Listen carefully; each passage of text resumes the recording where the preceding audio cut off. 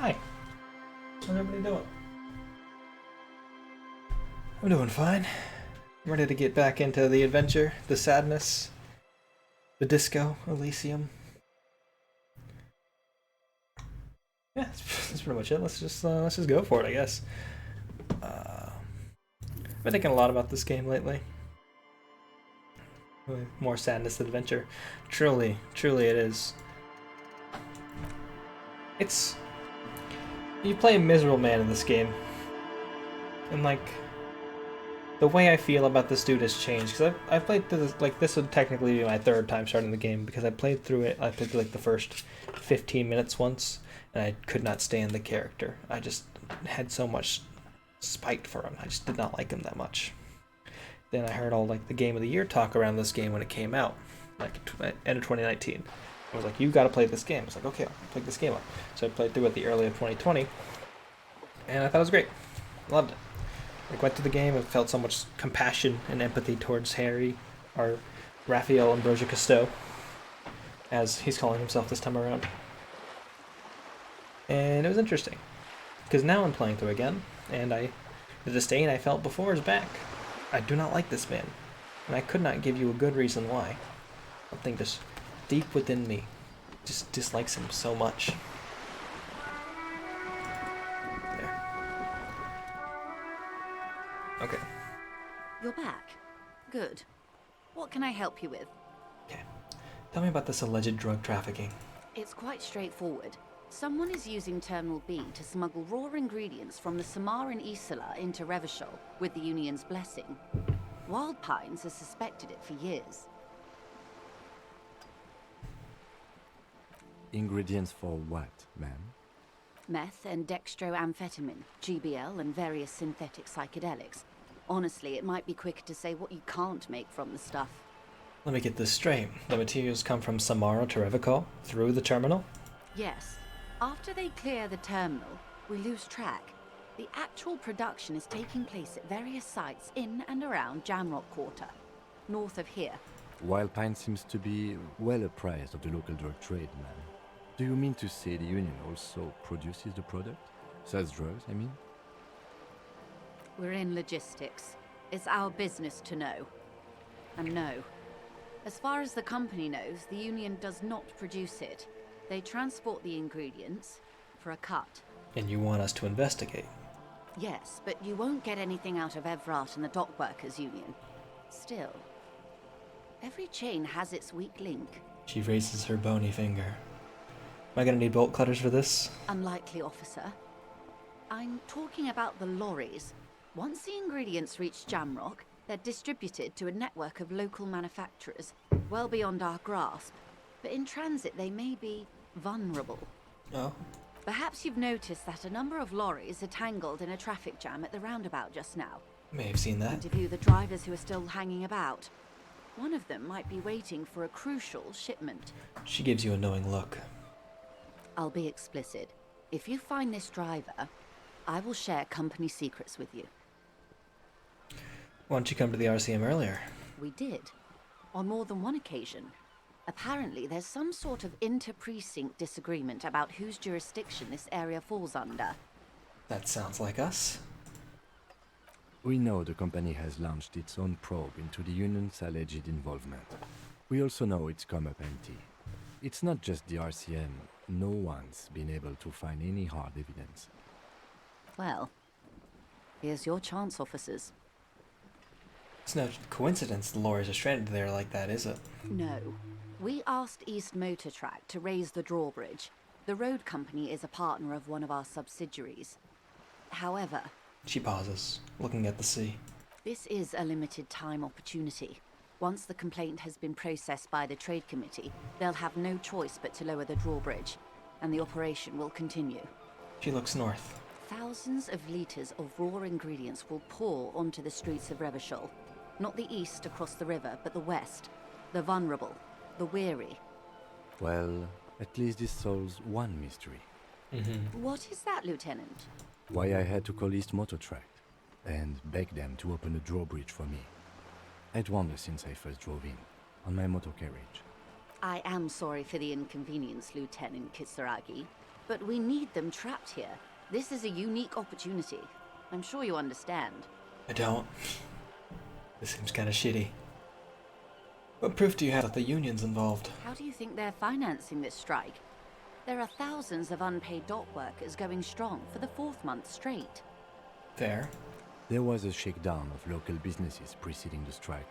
Many were squeezed to bankruptcy to fund it. With all due respect to these desert cacti, the contents of a few cash registers cannot provide for 2,000 men. The local businesses can scarcely provide for themselves. So you think the strike is being funded with source ingredients for drugs? Precisely. Smuggled out of that very gate at night, most likely, then loaded onto lorries and driven to Jamrock. You simply need to find one driver who will open up to you. Seems like you've thought about this a lot. It sounds like she tried looking into it herself, but she's clearly not the type your typical lorryman would confide in. Okay, I made my mind up, but let's discuss something She else for now. simply nods. Do you know something about these tattoos? I think the other option was a little bit too final. That's the man who was killed. She almost I'm takes the afraid photos. this is a discussion for once we've cleared the lynching question. Then she stops. So you know something about the tattoos. Better not tie the forestay to the backstay on this. I hope there is something else I can help you with. Sorry, I don't speak boat. She wants to answer the question. Protocol keeps her from it. Thank you. That's all for now. Of course, Detective. Take care. You got it. We got a new thought coming in? Yeah, here it is. Some kind of superstar. Look at that. They say the world isn't ready for a rock and roll cop. No one wants their state monopoly on violence to be mixed with celebrity worship. They claim to know it would be dangerous for detectives to rise to the ranks of demigods and have sexual encounters with barely legal cover girls. It would be insane, they say. To all this, you say, fuck off and die, in a cool voice. You people have no idea how good these cops are gonna get. They're gonna crack 20 cases a day. In the future, cops will be like astrophysicists, or prime ministers, or prophets. And you're the first one. Ah, fuck cops. But here we are. Continuing on. We have a -1 to logic, a -2 to visual calculus, a -1 to authority. We got a lot of minuses going around. It's great. I have to go get something to get my motivation up or I'm gonna die soon. The room in the buildings isn't much bigger than this sloop. Docking. Reserved for residents of Rue de Saint Ghislaine 33A. The belly of this boat sounds like it was recently painted. There we go. Magnesium. +1 morale. Hey, we got that thing I was just talking about. This is great. Like that there was more construction here once, decades ago. So I want to go back to the corpse and do the autopsy. Especially now that I have like a morale potion, pretty much. Because I didn't have that before, so it was gonna be an issue.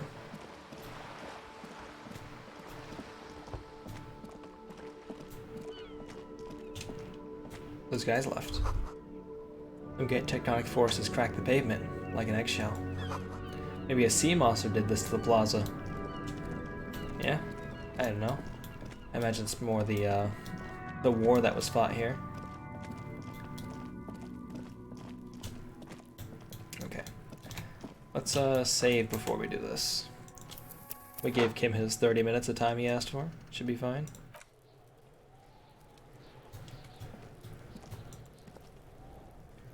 Kuno's little shit show. The rotting man lies on his side with his eyes looking straight through you. The belt is still around his neck.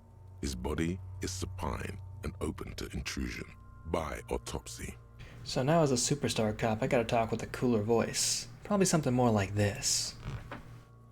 The lieutenant adjusts his glasses and takes a deep breath. First, what exactly is a field autopsy? Come on, officer. You know what a field autopsy is.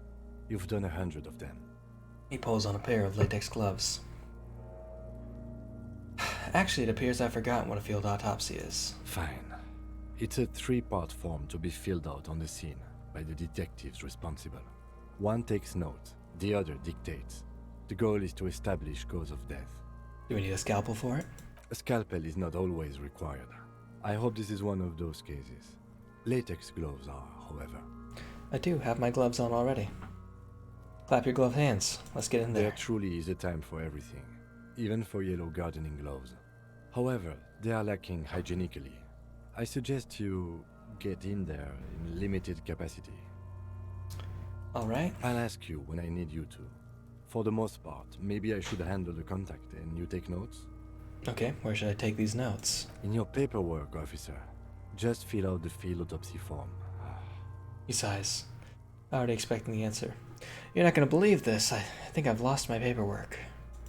Now they only have one paperwork too.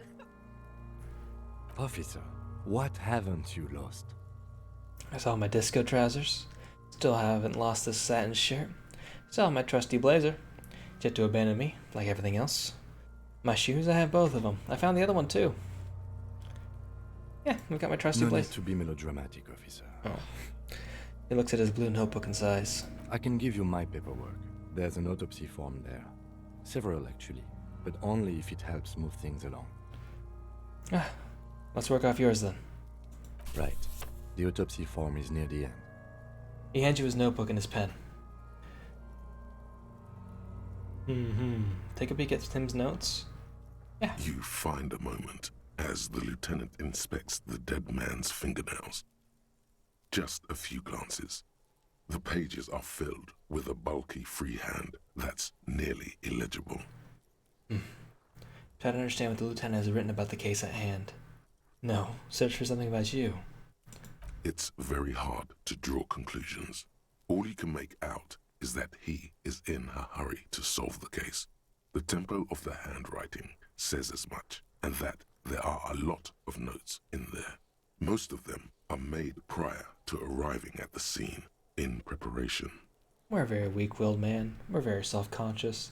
We want to know what Kim Kutsaragi thinks of us. You're probably imagining it. The notes are very hard to decipher at a glance, so don't draw any conclusions from this. But What? it's not a glowing review, sorry to say. The 41st, as you're referred to, comes across as somewhat less than competent. It's not explicitly stated that the lieutenant doesn't trust you. There's just nothing positive in there. Continue. That's not good. Trust among officers is extremely important. If you don't improve your rapport, there could be consequences down the line. Hey, don't you know it? So here What? it is. Open the notebook to the field autopsy form. The dead man stares in silence as you crack open the ledger. The bright red paper is covered in boxes and lists, describing the condition of his skin and organs in 3 parts. Alright. Above those, an 11-field info form needs filling out first. It begins with Begin 1. Assistant. That's you. Raphael Ambrosia Casto. the corpse is indifferent to your scribblings, just lies there. The next box says Coroner's case. Number. KK57-0803.0815. Write it down. Next, Name. NA. Next, Date of birth. NA. Age. Roughly 50. Pseudo the 50. corpse looks ageless, like meat on a hook, Continue.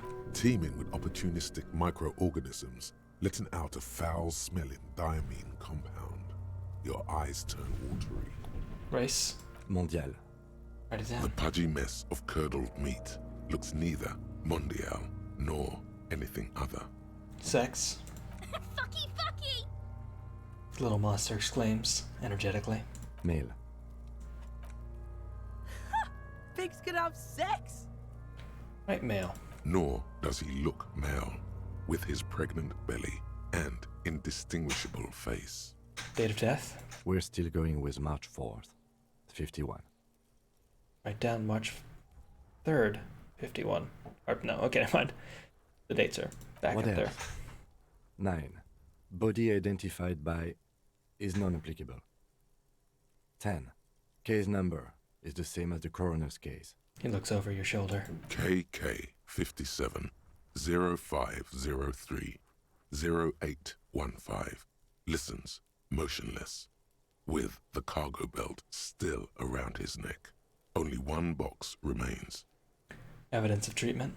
None, at least not after the initial examination. A strange word. Treatment. What exactly is treatment anyway? Interfering with the body's position or wounds post-mortem. How did you not know that? Aren't you a cop? You're leaving a weak impression here. Say something sure-handed.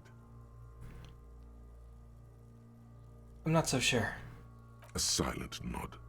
The lieutenant places his gloved hand on the corpse's chest, as if in preparation. Your central nervous system recognizes this gesture. It's the stations of the breath. Ecclesiastic, religious in nature, a holdout from pre-DeLorean burial rites. It takes him 2 seconds to perform. Then, somewhere in Jamrock North, a small wood shed behind Rosencrantz Row, Lieutenant Nick Feuerbach puts his hand to the chest of a small corpse, no larger than a monkey. It's raining outside, light drizzle. There is darkness in the shed. Elsewhere yet, an obese female sits in a wicker chair, her silhouette ball-like against the window. Outside, Grand Coudon. The day is turning dim for Sergeant Mac Dawson. Hand extended, he approaches, to make sure she is dead more than anything else. The building is tall, 7 stories, wind-wrapped in solitude. Most of the apartments are unoccupied. This was a suicide. The other, an accident. The small one. And so, all across Jamrock, Coal City, GRIH, 42 deceased persons found today. 42 stations of breath. This Spirit of the Corpse is really interesting. I didn't get a lot of it my first playthrough because I was not didn't have any points in this. But it adds a lot of like interesting context to the other characters that were like in the Lori conversation. We should start the post-mortem. The page. The corpse cannot feel Kim's hand on his chest. It no longer meaningfully interacts with its surroundings. A thicket of boxes and lists on red copier paper tries to answer why. External examination. Summary. Clothes. The deceased wears armored boots and white briefs. The make of the briefs is Babrodine, I think. Let's see. He turns the body onto its side to check the underwear label. See, it's happening. Babrodine, yes. Inexpensive. Size M. Color white. The disappointment is palpable. The red-haired thing was expecting something more lurid. Write it down. The boots are ceramic, vitreous enamel. They are fused to his skin from blood flowing downward post-mortem. Removal of the boots is left for processing. When am I gonna get them? Patience. After the autopsy, before the body is taken away, there will be a window of opportunity. After the lieutenant has gone to sleep. I hope this has helped you, my liege. It has. Thank you. Write that Tattoos. down. He stands up, feet planted on either side of the body. The upper torso is covered in a single, continuous tattoo, resembling a map of the night sky. It reaches from the right shoulder to the heart. The ink is blue and white. A Navy man. The assistant has a color photograph of the markings, to be added to the case files as document A1. The photo is taken on the scene, using a Trigat Mini. Write it down. The deceased has a cargo lashing belt around his neck, tied with a hangman's knot. Color yellow. Length 3 meters. There is a buckle on the other end. Write it down. Well nourished, athletically built, measuring 1.8 meters. Generally consistent with age, about 50. Preservation is good. Ambient temperature below freezing. Down. Body hair is light brown. Distribution is consistent with age. The deceased had male pattern baldness. Hair is combed back, short. He kneels in to get a better look. Touch the corpse's hair before moving on. Lividity is consistent with hanging. The head is congested. Contusions are present on the head, chest, and thighs. Consistent with stones thrown post-mortem. Low velocity. Fucking low velocity. You think Kid Kuno explodes. doesn't know what you're talking about? Velocity was fucking max. There you go, Kuno. Talking shit about Kuno's velocity. Good stuff. In addition, there are bite marks on the face, scalp, and chest. Consistent with predation. Lieutenant pays no heed. Write down. Ligature mark. The lieutenant produces a small folding knife, with the other hand pulling on the belt. He starts cutting into the polyester. The stench is horrid. After a while, it's obvious the material can't be cut. The steel wiring. There's too much of it. We need to remove the belt so we can get to the ligature mark. He concedes, breathless. You got just the right tool for that. The chain cutters. Oh yeah, I'm prepared. Pet the chain The cutters. hanged man lets out a joyous little bubble of rot from his nose. Good thing we got these chain cutters. Pull out the rubber-gripped cutters. Always good to think ahead. Now, He points to the rope, squeezing the dead man's neck. we need to cut the belt to see the ligature mark below. Carefully, with as much precision as you can. All right. See, my pig is gonna fuck his head off. No, he ain't. Your pig's a boring fuck. He looks blasé. Look for a good spot to cut. The belt is equally tight around the whole circumference of his neck, swelling over the edges like white bread rising from the east. Okay. We got a 50% chance on this one, y'all. It might not work out. After some deliberation, you sink the cutters into There the we go. knot tying the belt together. You squeeze the rubber handles together, sweat forming on your brow. Press down. Snap. The knot is slashed. Another cut and the belt falls apart like a flower bouquet, revealing the dead man's neck and the dark red ligature mark around it. All right. The rope rises to a point, leaving a gap in the ligature mark. The suspension point is in the back of the neck. The lieutenant has kneeled closer, running his finger along the dark red groove. There's a gap. As it ought to.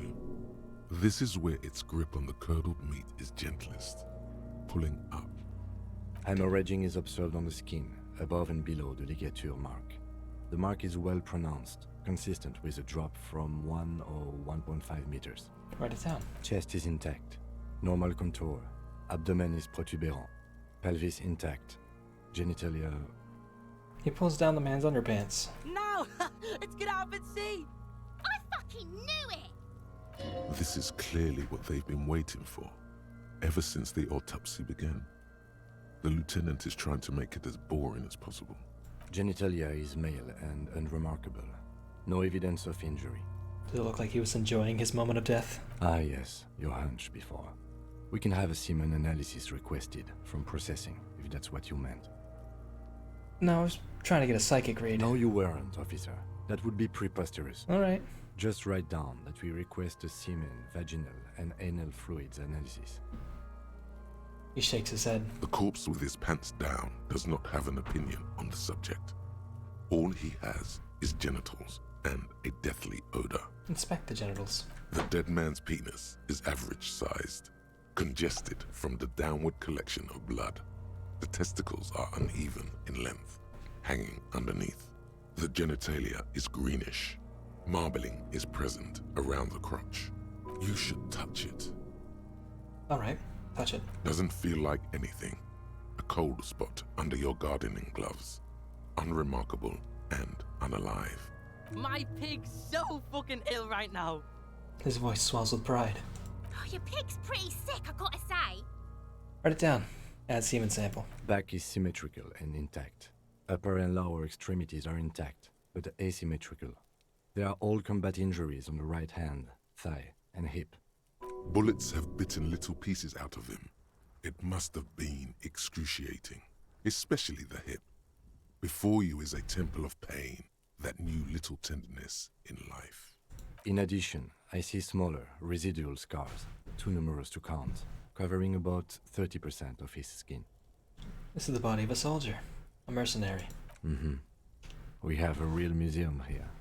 Of battles, wars. He nods. Last item. Hands. He takes the man's right hand in his, inspects it, then moves on to the other hand. Pick up the hand. His flesh is cold, icy. Pleased to meet you. Where are you from? And what's your name? My I'm name. only fucking with you. I know where you're from. From Cappadocia. And your name is Il Kobo. What can I do for you, Il Kobo di Cappadocia? Well, pleasure's all mine then. Tell me, are you a temple of pain and a stranger to tenderness? You get me, Kobo. I feel like you were once for tenderness and kisses yourself. But then shit went south. And now, you're ahead of even me on the pain front. Huh? We should do this more often. Be close like this. I mean... Tempting offer. Hands are clean. No sign of injury from struggling. Lieutenant concludes, the dead man's fingers slip from your hand, cold and sausage-like. Were we expecting any? I was. Maybe I'm just not seeing them. Honestly, this stench is making it hard for me to think at the moment. Write it down. Ooh. That's all for the external. Well done. What next? He turns to the side to breathe. It's not enough. He bares his face in the sleeve of his jacket. You hear a muffled voice. Internal examination? Central nervous system. I have nothing. Do you have anything on this man's central nervous system? He says and then concludes abruptly. Skullface, how you doing? Doing alright, you know. Just getting by. Goldfish teeth. Hi. How you doing as well?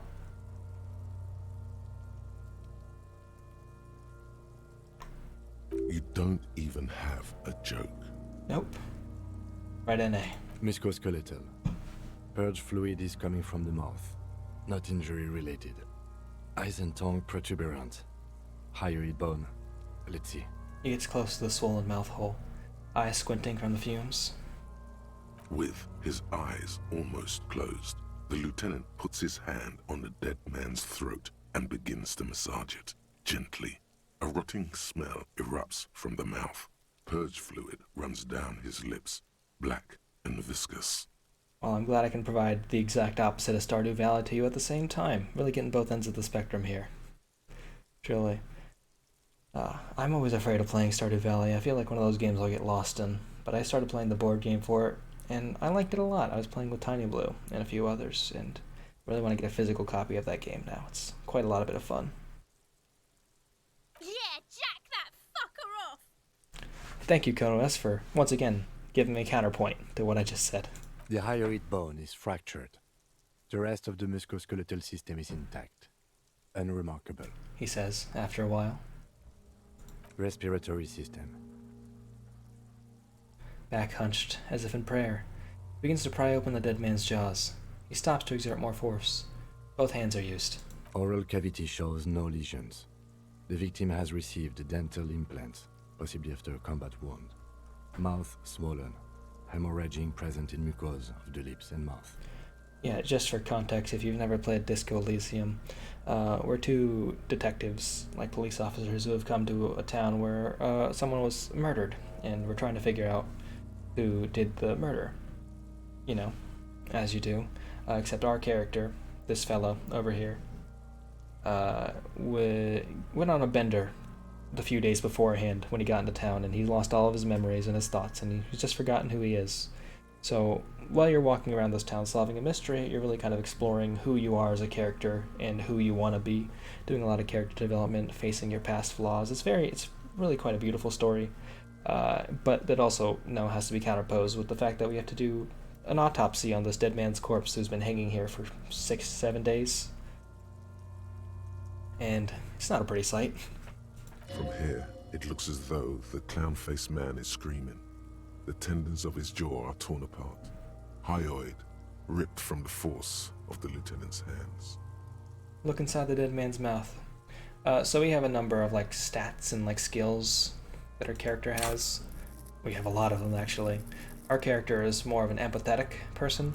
You can be a strong person, you can be an intellectual, you can be dexterous, but we chose the empathetic character because the last time I played I was a very high intellect character, and I found that to be a fun way to play. But this is new to me, and I'm excited. However, it's interesting because the dialogue is like a point and click. It is like a point and click essentially, because you're walking around this small city and like clicking on stuff and like talking to characters. It's a lot of dialogue between characters and like internal dialogue. Like this Inland Empire is my own. I want to see the exact description they use for it. Hunches and gut feelings, dreams and waking life. So those kind of like parts of yourself, like parts of your own psyche. It's the unfiltered wellspring of imagination and emotion and foreboding. It enables you to grope your way through the invisible dimensions of reality, gaining insight into what sight can't see. What's really going on? What do these enigmatic riddles mean for the world fate? Yeah. So let's just kind of see things that aren't there. Since we're a very empathetic character, we can kind of see things about this dead man who's like been here. What can we read from his body? What can we read into his life? That's kind of what we're doing. That's who we are. But we're going to stick our fingers into this guy's mouth because, you know, that's what we do. Autopsy. No scream, no sigh of relief rises from the darkness inside. It's humid there. Grope. Sickly sweet air, unlike anything living. You feel like you're about to throw up again, straight in that mouth of his. No, you don't. You can keep it in. You can keep anything in. Look deeper inside. You manage to suppress the contractions trying to enter your stomach. All it takes is concentration. Through it, you see nothing but darkness. More meat and darkness. There are ancient mysteries down there, Kobo. Ask me later. Alright, I can ask you later for sure. Hemorrhaging present in mucus.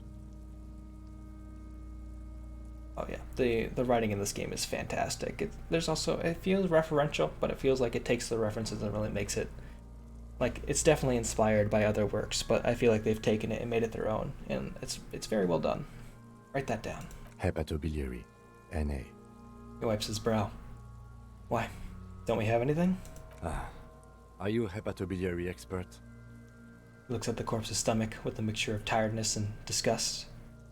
I don't think so. Neither am I. Oh, right, NA. Same for toxicology and serology. NA. Both? Unless you have untapped reservoirs of knowledge there. The completionist in me wonders if there's still something we could stew. We already have one test as per regulation, and we already requested semen. Of course we have. Pigs requested semen like it's no big deal. Oh, there's also 2 little children who are at this thing, who have just been looking at this body for like a week and throwing rocks at it. They're a bit of a nuisance. Is he touching it again? What is wrong with these mulpers? Can we change it to toxicology? Seems prudent. At a request, then. We'll know if drugs or poisons remain in his blood. At this stage, I doubt processing will find anything, even if he was brimming with it. He looks at the monster. Write NA, Ned. Toxicology requested. Cardiovascular. The body exhibits heavy lividity. Blood has gathered in the hands, feet, and neck. Hypostasis is visually consistent with the hanging. Just a casual Tuesday for Raphael Ambrosio Casto and his sidekick, Kim Kutsuragi. Though Kim is definitely substantially more competent of a cop and also did not go on a 3-day bender and lose all of his memories. But he's not a superstar like we are. Gastrointestinal. He breathes a sigh of approaching relief. This is the last field on the list. He looks around, to the ground. The pool of feces is there. Digested semi-solid food in stomach. Voila. He touches the corpse's bloated lower abdomen briefly. Write it down. Keep the voila. What's next on the list? Description of injuries summary.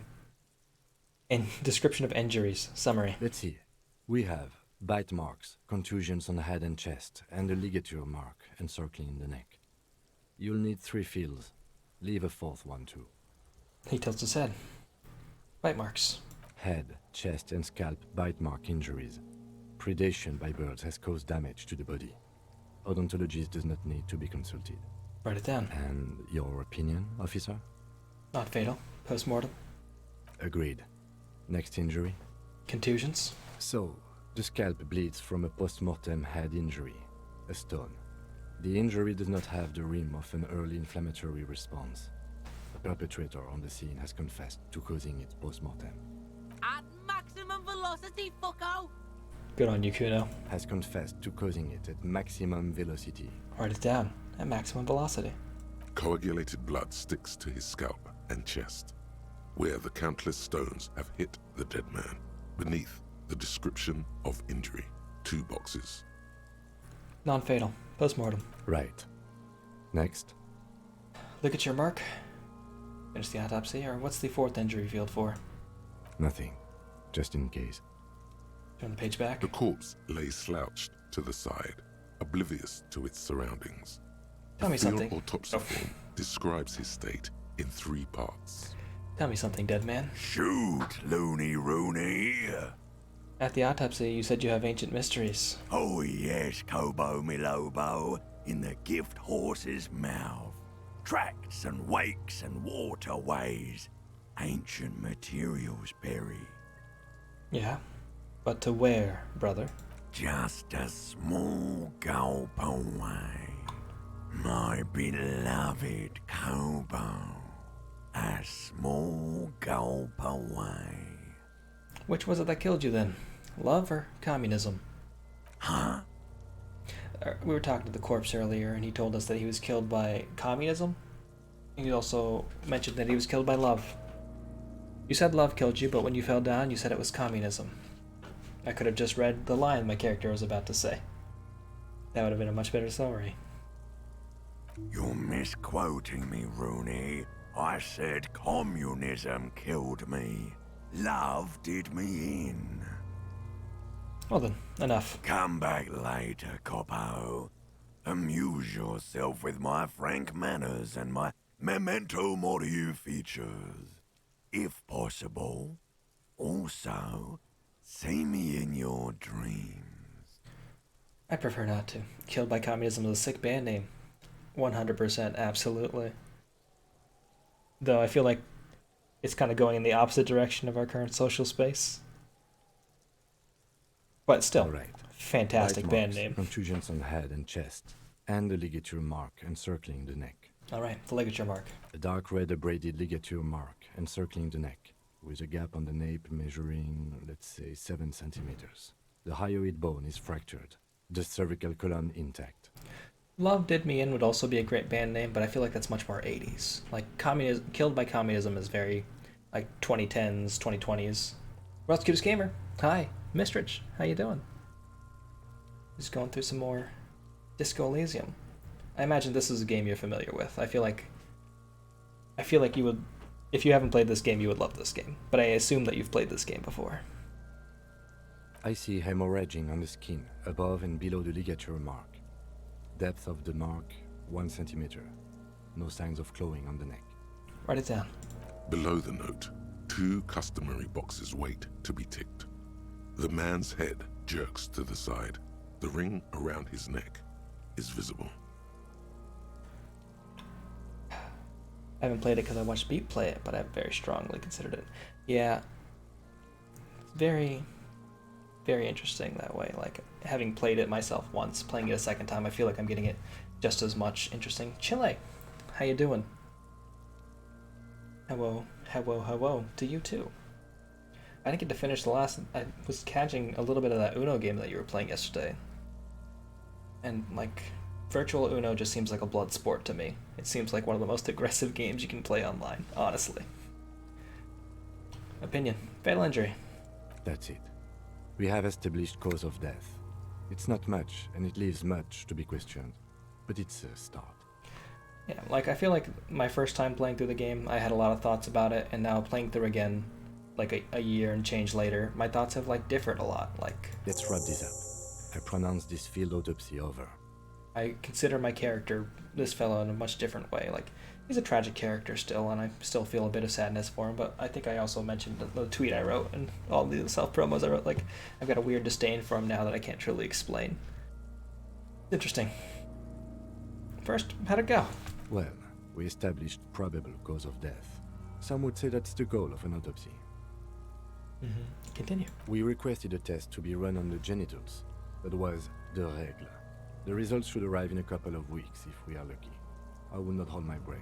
What else? We were thorough with the list of injuries too. We described them all in detail. What is there to say? Given the circumstances, it was a professional field autopsy. Oh yeah, well done, Master Detective. Maybe a drink is in order? I'm not gonna suggest a drink to my friend Kim. What now? Give him back the notebook. Now? Now we put him in a body bag and I drive him to Forborg for processing. All right. The lieutenant looks at the dead man one more time, then at his notebook, then at the corpse again. He's thinking, did I miss something?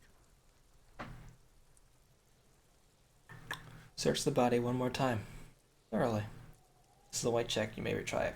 So the way the game works is kind of like you have a bunch of skills and occasionally you'll have a skill check show up. There are a bunch of hidden ones that happen secretly behind the scenes, like this empathy thing triggered on a skill check that I didn't get to roll on. It just rolled in the background.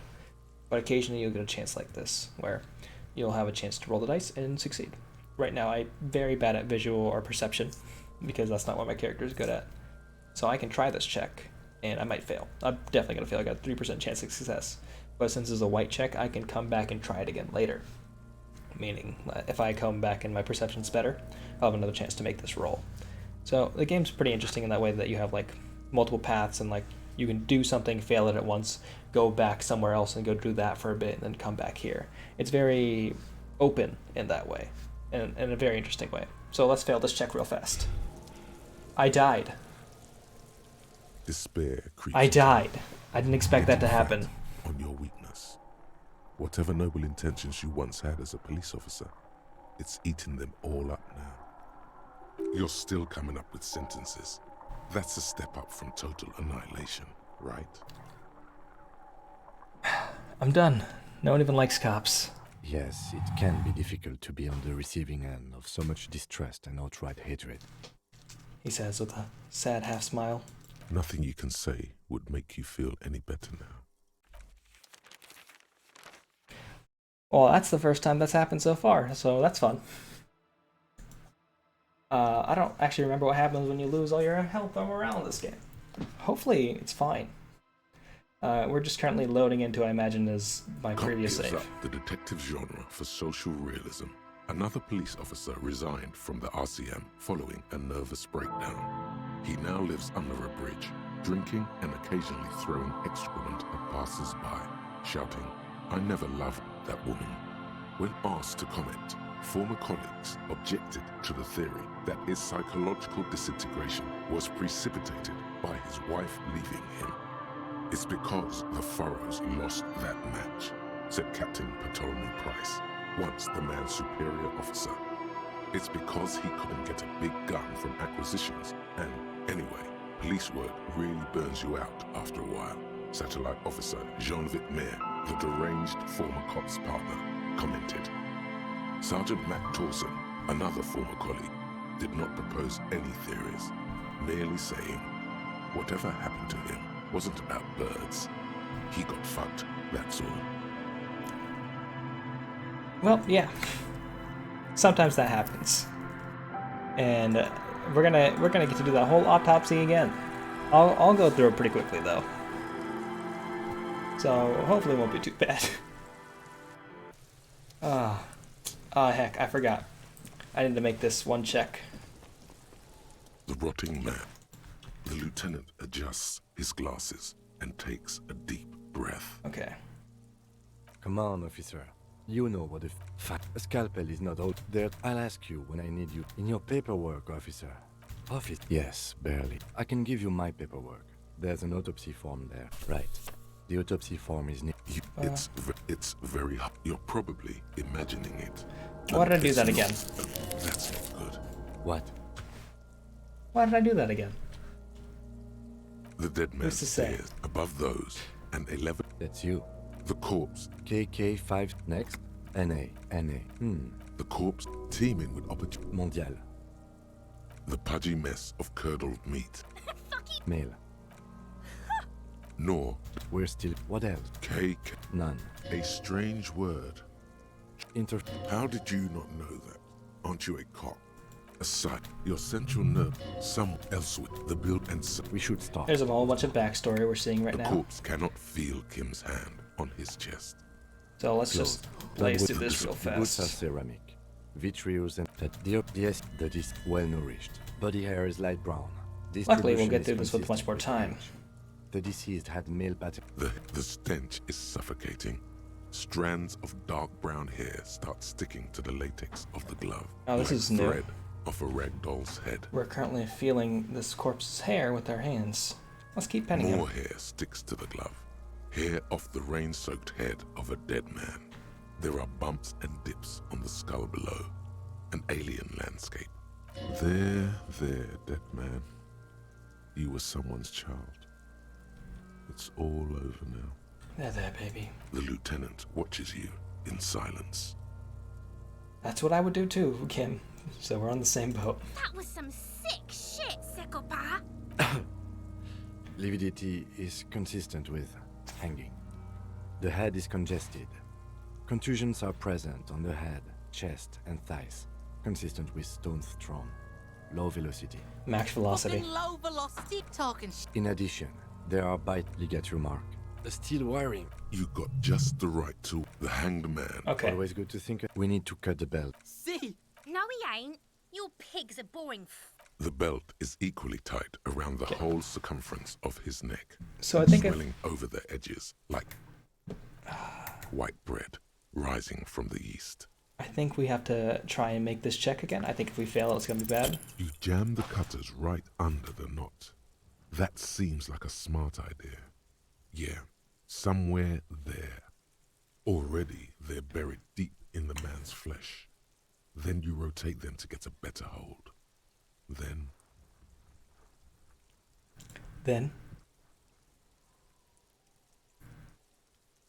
enough. Yeah, fuck it. Told you my pig would. I should have a go first. I think I have a strategy. He steps in and takes the chain cutters from you. Let him work. He sinks the cutters into the knot, preparing to perform the cuts, with his elbow to his knee for precision. Continue. Yes, that's much better form than you had. Truly. Snap. The knot is slashed. Another cut and the belt falls apart like a flower bouquet. Here. Thank you. He kneels. He hands you the chain cutters back and kneels closer to the body, running his finger along the dark red groove until he comes to a The gap. rope rises to a point, leaving a gap in the ligature mark. As it Okay. ought. Hemorrhaging is observed on the chest. Is in No! I fucking. This is clearly genitalia is male, and the corpse with his the dead man's you should touch it. Doesn't feel like My pigs. Oh, your pig's pretty. back is similar. bullets have bitten In addition, I see last item, hands. his flesh. Pleased to meet you. I'm only fucking you. We should. Hands are clean. I was. Ooh. Oh. Central nervous It's one thing system. about this game is when you fail something, you have to go through all these Do checks you have again, and it's anything on a this bit of a man's hassle. central nervous system? You don't even Musculoskeletal. with. Yeah. The hyoid, respiratory, oral cavity. From here, it looks as though the clown-faced man is screaming. No, you don't. You can keep. You manage. There are. Hemorrhaging present in hepatobiliary. NA. Ah. Are you hepato? Neither am I. Same for toxicology. Cardiovascular. Gastrointestinal. Digested semi-solid food in stomach. What's next on the list? Description of Let's see. injuries. We have bite marks. Oh. So we inflicted them? I've inflicted. Okay, so My there's an apologies. incision on the thorax from a chain cutter. Okay. I wouldn't mention it. Better not to muddy the waters. I agree. Waters the See? muddy. These pigs are fucking corrupt. The boy nods approvingly. Why don't you fuck him if you love him so much? Now, injuries. Bite Head. marks. And your opinion of it? Agreed. Non-fatal. Contusions. So, has confessed. Coagulated blood sticks to his scalp. Non-fatal. Right. Next, a dark red abrade. I see hemo. Below the note, 2 customary boxes wait to be ticked. Fatal. That's it. Let's wrap this up. I pronounced this well. Okay. We requested a test to be we were thorough with the list of injuries too. Hey, Yeah, well done. still got a professional field The autopsy. lieutenant, look, he's thinking. Did I miss something? Tell me something good, man. Shoot, loony. Oh, yes. Just, huh? You're misquoting me. Come back later, Coppo. Okay, I'm gonna leave the scene now, and I'm gonna save. I'm gonna save once this thing ends. Can I not save until I do this? There we go. Aces high.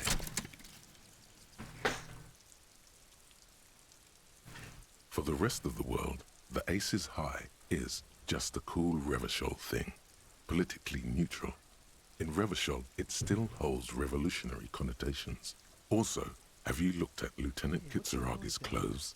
He wears a bomber jacket, just like the ones worn by aerostatic brigades, and those cargo pants could store tools for hotfixing your aerostatic. Maybe you should ask him about this. So as you play through the game, you get certain thoughts or like notions in your head. Like, we're a communist. We think we're a superstar. We are very critical of ourselves. We also high-fived our partner, and you can internalize those in a way and just kind of develop your character through that. And it's very interesting because there's a lot of them, as you can tell from this list, that you can come through. You can have so many, and they help define who your character is and like kind of choose what options you have for dialogue. It's interesting. I like it a lot. But, like I was saying, I need to save this game before I try that check again. Because I'll die. And I don't want to have to go through all that again. That was a hassle. Let me just, the old double check the save. 2051? That looks right. The man is decomposing visibly now. The lieutenant adjusts his glasses and takes a deep breath. Okay, so that's going to hurt me regardless, because I'm always just going to take that damage. So I'm going to come back to this once I have more than one morale point. Because that's like my There are several footprints in the mud. damage left by that I can take from workers. that. Anywhere from 6. Like, you can take physical damage, and you can take, like, mental damage. And then you kind of need that in order to not have that thing that just happened to us before. The kid doesn't even look at you. You're dead to him. Interesting. I messed up a check with him earlier. It seemed to be like kind of a final check, so I'm not sure if I'll be able to like get the chance to talk to him again, or to like address some of the concerns that I had with him before. So we have not gone up this way yet, and there's a whole lot of stuff that way too.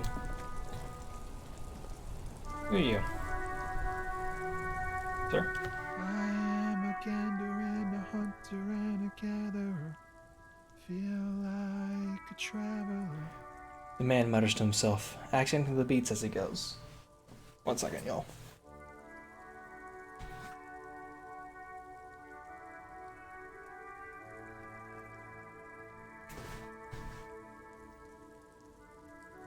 Hi. Keep listening. From another planet. Hey there. He finishes and turns to you. What's going on here? It's the jam, my man. He motions towards the sprawl of lorries with a sweeping gesture. What's the jam? It's a traffic jam for the ages. Harbor gates up the street are shut tight. No explanation given. Workers on strike, scabs agitating, an all-around clusterfuck. Sounds fun. Meanwhile, we're all stuck here in long-haul limbo for days upon days upon days. Upon days. He glances south, down the road. I try and read these little descriptions in between the text before they get there, but sometimes the characters just read a little bit too fast, and then I start speaking over them, and that doesn't sound pleasant. Huh. How long have you been here? Feels like forever. Like I was born on this here roundabout and this was all I ever knew. Just me and the metal and the tires, the oil and the fumes of mazout. Extravagantly phrased, but I can roll with that. Yeah, imagine. It's been a whole week already. He snickers. Behind the laugh, however, a touch of sorrow. So tell me, what do you need? You got any smokes on you? Nope, don't smoke. He nods to the big lorry behind him. Some of the other drivers do, though. There's still a few around, waiting for the jam to disperse. or waiting for the sweet release of death. Aren't we all? Yup, nothing wrong with that statement. Your senses have nothing to add. You'll have to ask around elsewhere. Guess I'll ask around then. You could also check the kiosk down the street. Frit. With 3 T's. Rebishaw's weird. He points towards the harbor. Tell me more about the strike. It's like whatever's going on over at the docks. Workers got a blockade set up, making demands. No way in or out. What's the union demanding? Some pretty wild stuff, I hear. Like a giant new power crane in half the company? I forget what exactly. Good on them, I guess. So we've already talked to the company rep, and we know the union is requesting that each person as a worker would be able to be involved in votes for the like board decisions and things like that, which is like a very large. It's a very powerful demand. It's like, hey, we're definitely just making sure this strike is going to keep going. I mean, more power to them, but still, there's something off about the demands of the union, from what we understand. I've heard talk there's a company rep in town too. Like a strike negotiator type. They'd know what's up. Precise demands and so on. And I just explained to you what the company rep told me. Hey, look at that. What do you think the company wants? They want to keep that money flowing in, my man. Ka-ching. He makes a ka-ching sound. Anything else I should know? Anything else? Yeah, this ain't really my area of expertise. I just do my job and get paid. I have things to do and places to be. All of us do. All of who? Us lorry drivers. Camionneurs. You still hang around here waiting for this mess to end. Most have scurried off somewhere to get drunk or high. Or laid. Not that I blame them, really. He smiles awkwardly. Not you? Not my thing. Chasing transient pleasures is a drag these days. True. I prefer the examined life now. Thinking, reflecting, observing. He glances down the road toward the horizon, a glint of something in his eyes. What's better than chasing transient pleasures? The more transient, the better. When one's ended, you can get onto the next one. Know anything about the dead man? The one hanging from the hostel over there? He points to the yard. He ain't one of us drivers. I know that. All accounted for. Otherwise, I haven't really asked about that. Been wasting time right here. Keep him busy. Busy with what? Analyzing the fundamental structural and psychological conditions of being stranded in the midst of a sea of motor lorries and their sad, despondent chauffeurs. Got any conclusions for us? A sense of surprise there ain't more bodies hanging from more trees. Oh. He's a little bit despondent.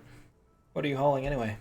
Looks like a barrel and 3 different crates. Oh, high-grade narcotics, illegal firearms, stuff like that. Standard stuff. BRB, no worries. Time to arrest him. Okay, but what are you actually hauling? Can't even get a few jokes past you, my man. I've got another haul of found cargo. Mostly sporting goods, tracksuits, and that kind of thing. You got a truck full of tracksuits, and we're not wearing them already? Sir, have I got a deal for you? Give me 1 tracksuit, and I'll never talk to you again. They usually get shipped to Grad in the Occident, though we've been making headway in the Ilmaran market lately. So, nothing illegal then? Not unless they've illegalized sports equipment while I was on the road. Anything's possible in this country. Oh, could I get one of those found tracksuits you're hauling? Pals and all, but I can't just freely hand out the merchandise. The bosses won't be happy. But I'd be happy, so it's really a give and take. That's your machine behind you? This rockin' beauty. Sure is. Like a rash you can't get rid of. You interested in heavy-duty cargo machinery? He points at the lorry with his thumb. Yeah, these lorries are pretty neat. Neat. For carrying large quantities of cargo a long distance. These found tracksuits need to find their way to the kids way out in Wamrau and Loran Bird somehow. Mm-hmm. There it is again. A little touch of sadness beneath his cool. He thinks he's spent too long in this lorry. Right, I had another question. The man taps his fingers rhythmically against his arm. Formidable. I have an empathy check here. It's a 42%. I do need to, like, shrink the text box, honestly. Or at least move it to the other side, but I haven't decided what to do with it just yet. If anyone's got any ideas, feel free to let me know. Let's try this. Hopefully it doesn't kill me. Don't be a stranger. Let me save just in case it kills me. This feels like saves coming, but it's more of I don't want to have to sit through that conversation again. I feel like that's a chore for everybody Hello here. again, my man. What's on your mind? Ease into it. Don't go too far. This seems like a personal matter. My man, I want to know about your soul. Cool, cool. We all want to know each other, know each other's woes and all. But people, man, they have slippery souls. Slippery souls? Just like that, he slips out of your reach. It is possible the yelling didn't help. It's possible, but we can never know for sure, can't we? That's all for now.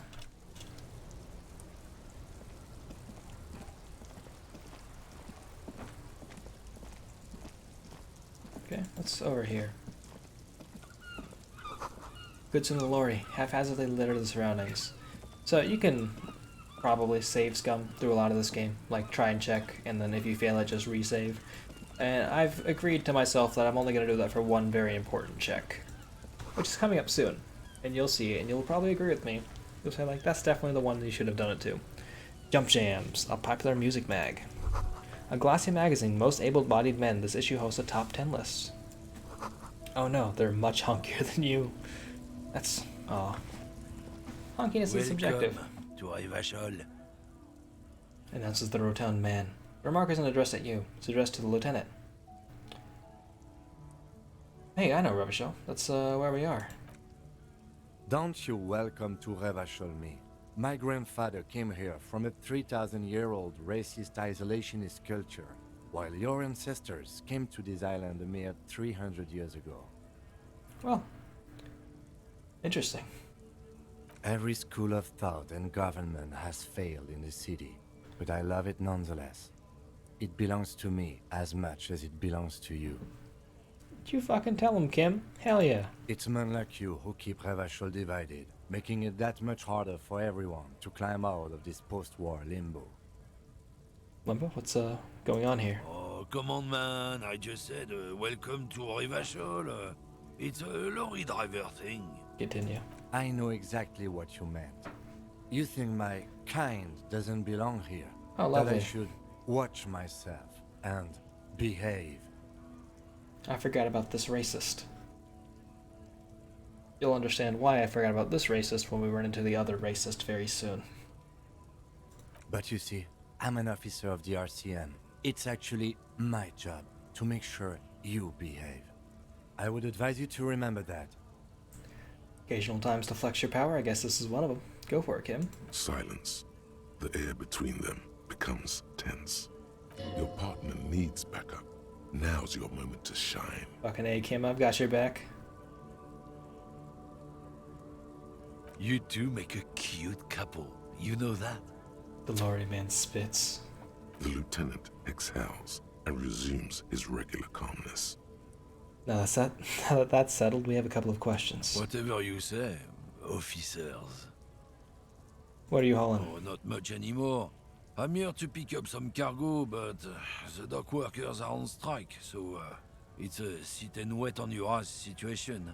That strike's been going on for 4 months, though. What's going on here? Why is this only going on for 7 days? Oh, because the union rep got the thing to close. How long has this been going on for? The strike? Oh, they've been at it for a while. A month, 2 months maybe. But this here is just the last week or so. He gestures towards the lorries. What kind of cargo are you supposed to pick up? Apples. Apples? Yeah, apples. I take it you had other questions?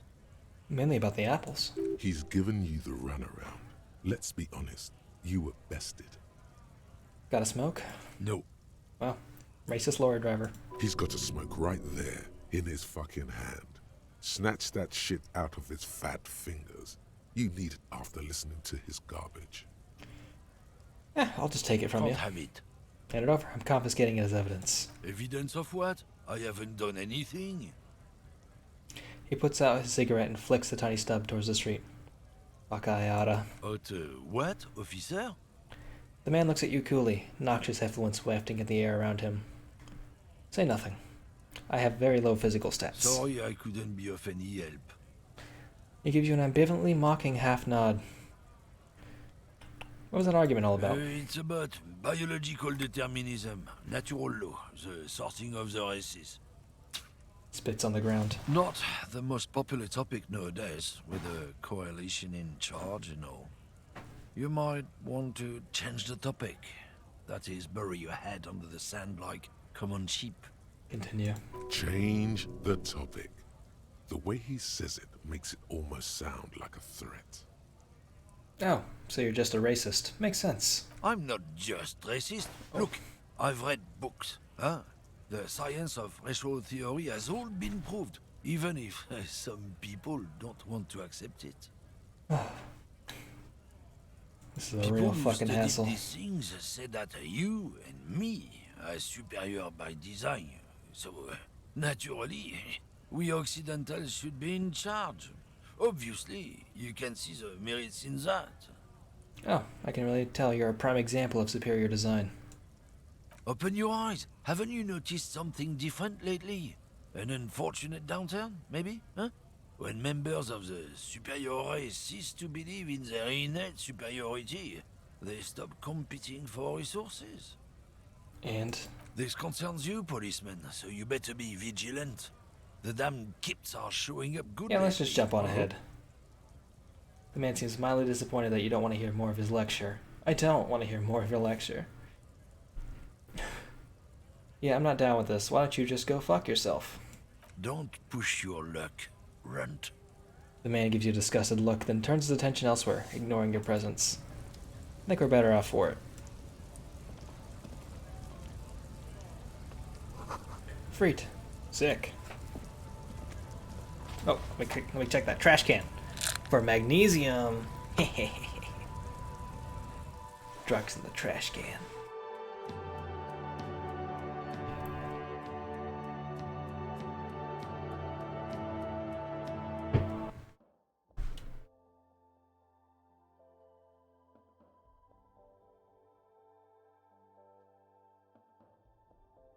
One thing about the new patched content is that the loading in this game is much worse for some reason. I can't tell you why.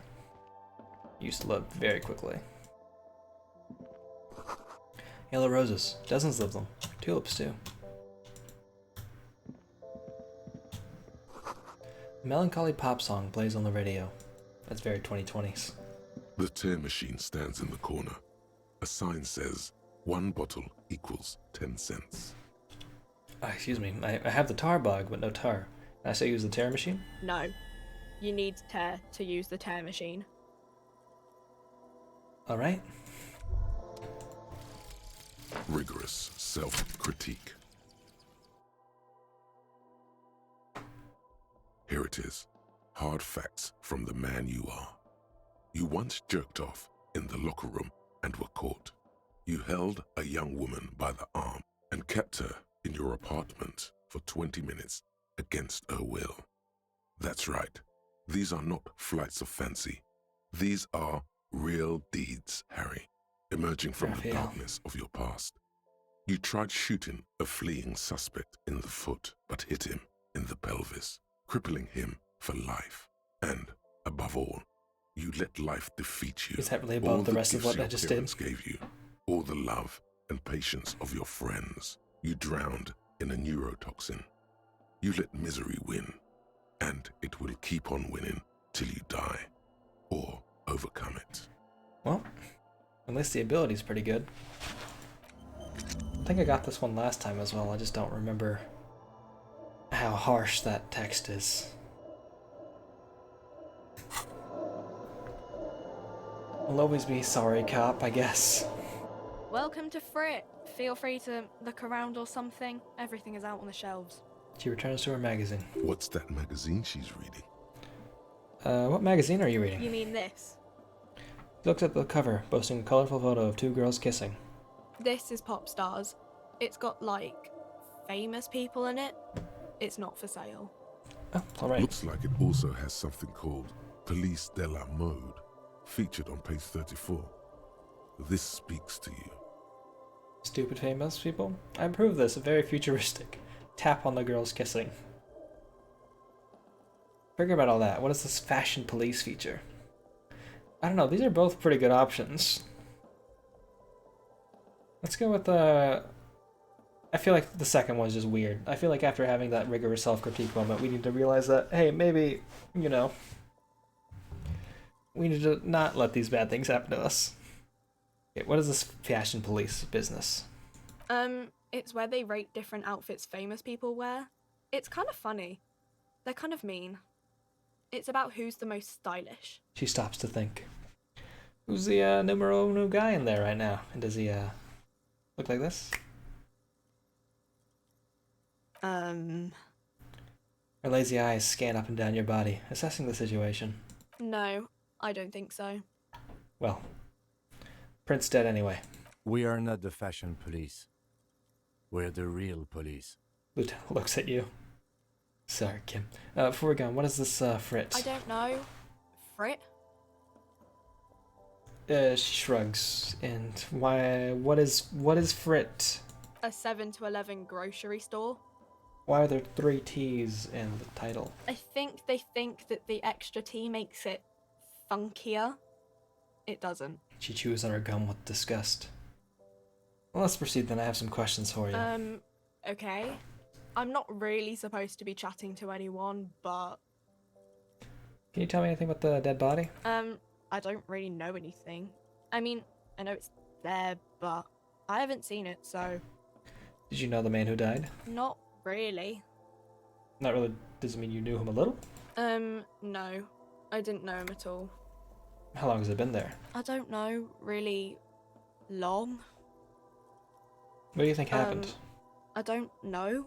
Lovely. No need to worry. It's just standard procedure for us to ask around. If you hear anything, let us know, okay? The lieutenant's voice is soothing and professional. Okay. Not like my voice, which is inquisitive and unfashionable. Thanks for your help. Uh-huh. Alright. I'll get out of your hair then. Sorry about that. What's this? A colourful display of cigarettes and alcohol bottles line the shop wall, Probably should have put that. inviting you closer. There, in that dark green glass, all in vain. The great flowing river of warmth, wine, alcohol, beer, alcohol, love, alcohol. This is not a good place for a recovering addict. Guess not, no. She looks at the wall of goods behind her, then adjusts her hat. Good thing you're an unrecovering alcoholic then. Ah, I'm obliged to inform you that both alcohol and cigarettes damage your health. But I guess you already know that. I have 40 cents to my name. I can't buy anything. What about this? Painkillers? A small cabinet on the wall is filled with various medicine bottles, nasal sprays, and blister packs. They all bear the Saint Baptiste Pharmaceutics logo. Lovely. Just ask me if you need anything from Saint Baptiste. We don't stock prescription meds, but we do have Nosafed, Duramine, Magnesium, and Hypnogamma. Hypnogamma. What do those do? I don't know. Let's see. Nosafed is a nasal spray. Duramine is a really good painkiller. Magnesium is a dietary supplement. Hypnogamma is... She stops. She stops at the one I really was curious about. I don't really know what Hypnogamma is. I guess it makes you feel less shit. It's recommended to use after lots of partying, studying, or exercising. I've done one of those 3 things. Could you be a little more specific? No. Sorry. I'm not like a doctor or anything. She chews her gum, absent-mindedly. Well then, who's Saint Baptiste? Saint Baptiste. You know, the pharmaceuticals company. She nods slowly at the cabinet. Saint Baptiste Pharmaceuticals. The one that sells meds out of Saint Baptiste. He points at the cabinet. There. Yeah, alright. My bad. I'll be out of your hair.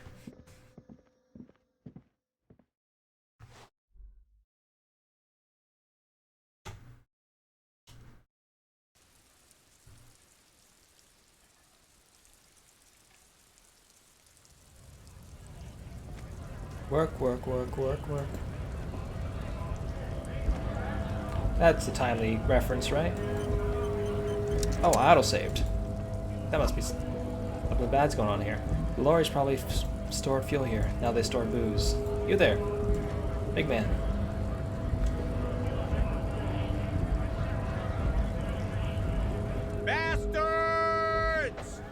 have a right to work. The man yells towards the harbor gates. His voice is the loudest of the lot, and oddly screechy for a man of his size. Right to work states. Those are always problematic. What's going on here? Hold up and stay frosty, everyone. Cops are here. The broad-shouldered alpha male turns to you. He's a full head taller than everybody else here. You here to fuck with us? Beat the honest worker down. Why should I? We're here to fight for a cause. Stripes usually have problems with people who have causes. Okay then. I'm thinking no. Or then yes. Ha! Couldn't handle us. A cause gives the workers strength, gives them power. We have a right to work. Interestingly, the last time I played, back early 2020, I did not realize how much of language this dude was co-opting. Right to work itself is already a co-option of pro-labor language, but a lot of the other stuff he's doing, couldn't handle us, gives the workers strength, talking about how the cops are beating them down, and how they're just fighting for a cause. A lot of it seems very generic, but that generic text comes from somewhere. The reason people use those words is because they're historical. And so when a scab leader, who is notably anti-union, is trying to get the union and all of the strike force to stop, which is what he's doing, they just take that language and they use it for themselves, so it kind of muddies the waters and provides a lack of clarity for anyone who's perceiving the situation from outside. Which makes sense. It happened to me last time I played. Well, I knew then that, hey, this dude's the bad dude. They kind of make that kind of clear. But still, it's messed up. Besides, we're not that different. It helps if people see us talking, cops and strikebreakers together. Shows authorities are on our side. Builds confidence. It's closer. I'm glad I said all of that right before he said this quote. I feel like I just kind of perfectly framed that. Good stuff. What kind of cause are we talking about? Rights of people. Rights of workers. To have gainful employment. To make a salary. And feed their families. I don't think I've chosen any sides yet. Might be time. Don't let the fat bastards tread on you. Cops tend to side with the higher-ups, but you're essentially still workers. I've heard of some discussions about, within, larger union organizations, like AFLs, CIOs, the AFL-CIO organizations, the different variations of them. They've had a lot of fun conversations lately about whether or not they want to kick out the police unions. That's just a real-life thing for you. Take that knowledge and bring it to the streets. Say it to a coworker. Have a good time with that. I don't trust cops, but I can see you understand the right to work! Right to work! He raises his voice and chants. Regardless, I have some questions for you. Maybe you should ask them the questions. Like, why we're not allowed to make a living here. Shame on you! He bellows to the gates. We have families to feed, you piece of shit. He points his finger at the man sitting on the railing. So do we, Scott. The loitering man hollers in return. Call me mañana. Fun. Actually, I need to speak with the union boss. Have fun. Union shits are on full strike. Don't think they're going to let you through the gates. Why you want to meet that fat asshole? He snorts. It is an official matter not to be discussed with outsiders. Right to work! It's shameful. Cops doing nothing. You should bring backup. Open up the gates for us. Blockading gainful employment for workers is a crime. He again shakes his large fist and turns back to you. It's really not my area of expertise. We are not picking a side in this just yet, sir. Pity. Let us work! He turns around and bellows at the gates. What's a strike? When a bunch of ungrateful, lazy cockroaches can't get their act together, decide to block honest work for other people. He shifts uncomfortably in his workers' overalls. What do the strikers want? Beats me. They mumble nonsense about boardrooms and workers' rights, while we have the right to work! He raises his fist and starts shouting again. When the man moves around, you perceive some serious abs underneath his tight-fitting shirt. This man is in shape. Ah, he's in shape. Well, we are also in shape, but a different shape. There's something odd in the way he carries himself. His set of clothing looks vaguely mismatched. The different pieces of the attire seem ill-fitting. Ill-fitting? What does that mean? We aren't the fashion police just yet. His shirt is far too small and an unpleasantly tight fit, while the overalls, held up by a belt, seem to fit a man with much more corpulence. You wearing new clothes? He ignores your question, choosing instead to turn to the emaciated workers, raising both fists in the air. The clothes are obviously not his. Well then, lovely. Who are these strikebreakers? Honest men and women with rights to work, to be useful, not toys for corporate interests. The man runs a hand through his steadily graying military haircut. We came here to help the harbor run smoothly in time of crisis. If union fucks don't want work, they ought to let in those who do want work. This is very interesting. What's also interesting is that when I walked back here, I walked a little bit to the side, maybe 30 minutes ago, I didn't have any shoes on. And now, I'm standing here, and I've got shoes on. I don't know when that happened. At some point during the last 30 minutes, I've put on a pair of flip-flops, which are shoes in a way. I You have know. a question. Why do all these men follow your leadership? Lieutenant looks him in the eye. You think they follow because I'm big and loud? No. They follow the rules of the market, the rules of the economy, because they were given a job to do! He starts bellowing. You've been talking to him for quite a while now. Something is off with this guy. Ask him where he's from. Could ask, where are you from exactly? What's it to you? Deep-set suspicion drips from every syllable. Curiosity, going to figure out this strike, miss. Routine part of the investigation. Am I a suspect? Done no crimes. I only fight for the rights of people. His eyes narrow. Already got that. I'm interested in your background. Makes sense, I guess. Never mind. No, We're all workers, right? Workers stick together. Came from the eminent domain, in Jamrock. Backgrounds in odd jobs, heavy lifting, cargo hauling, bouncer work. I know the drill. A bouncer. I frequent a lot of bars, maybe it's one I know. Sweet, I know bars. Been thrown out from several. Maybe that's why you seem familiar. I don't really drink, but work has taken me to some. I'll say a bouncer. Where? I frequent a lot of bars. Maybe it's one I know, because Worked I do. at Territorial. Ring a bell? Yeah, I think I've been there. Never heard of it. Are you lying? We're done here. I have a strike to break. He squints at you. A little spark of violence gutters in his eye. Then he blinks and turns to his men. I think we got everything we wanted out of that dude. Coins! It's cash. It says Gura. Guri. There's cash over here. Yes. I've almost doubled the amount of money I have. What about you, my man? Scab? Asks a man with jolly eyes, tilting his head. Goldfish teeth, welcome back. We talked to a racist. We told him to fuck off. We talked to a man who was just down on his luck, and we talked to a scab leader. We also kind of told him to fuck off, and we also told him that we don't trust him, that we don't think he's actually a worker. That's pretty much what's going on. We've got a few more people to do, but then our characters have to fall asleep in game because it's 21. It's almost hour 21, which means it's almost nighttime. Did he just call you? Oh yeah. No, not this again. You just got away from that fucking kid. What exactly is a scab? A kind of a worm, content with mere survival. They come, they want to do our job for shittier pay, screwing over both themselves and us.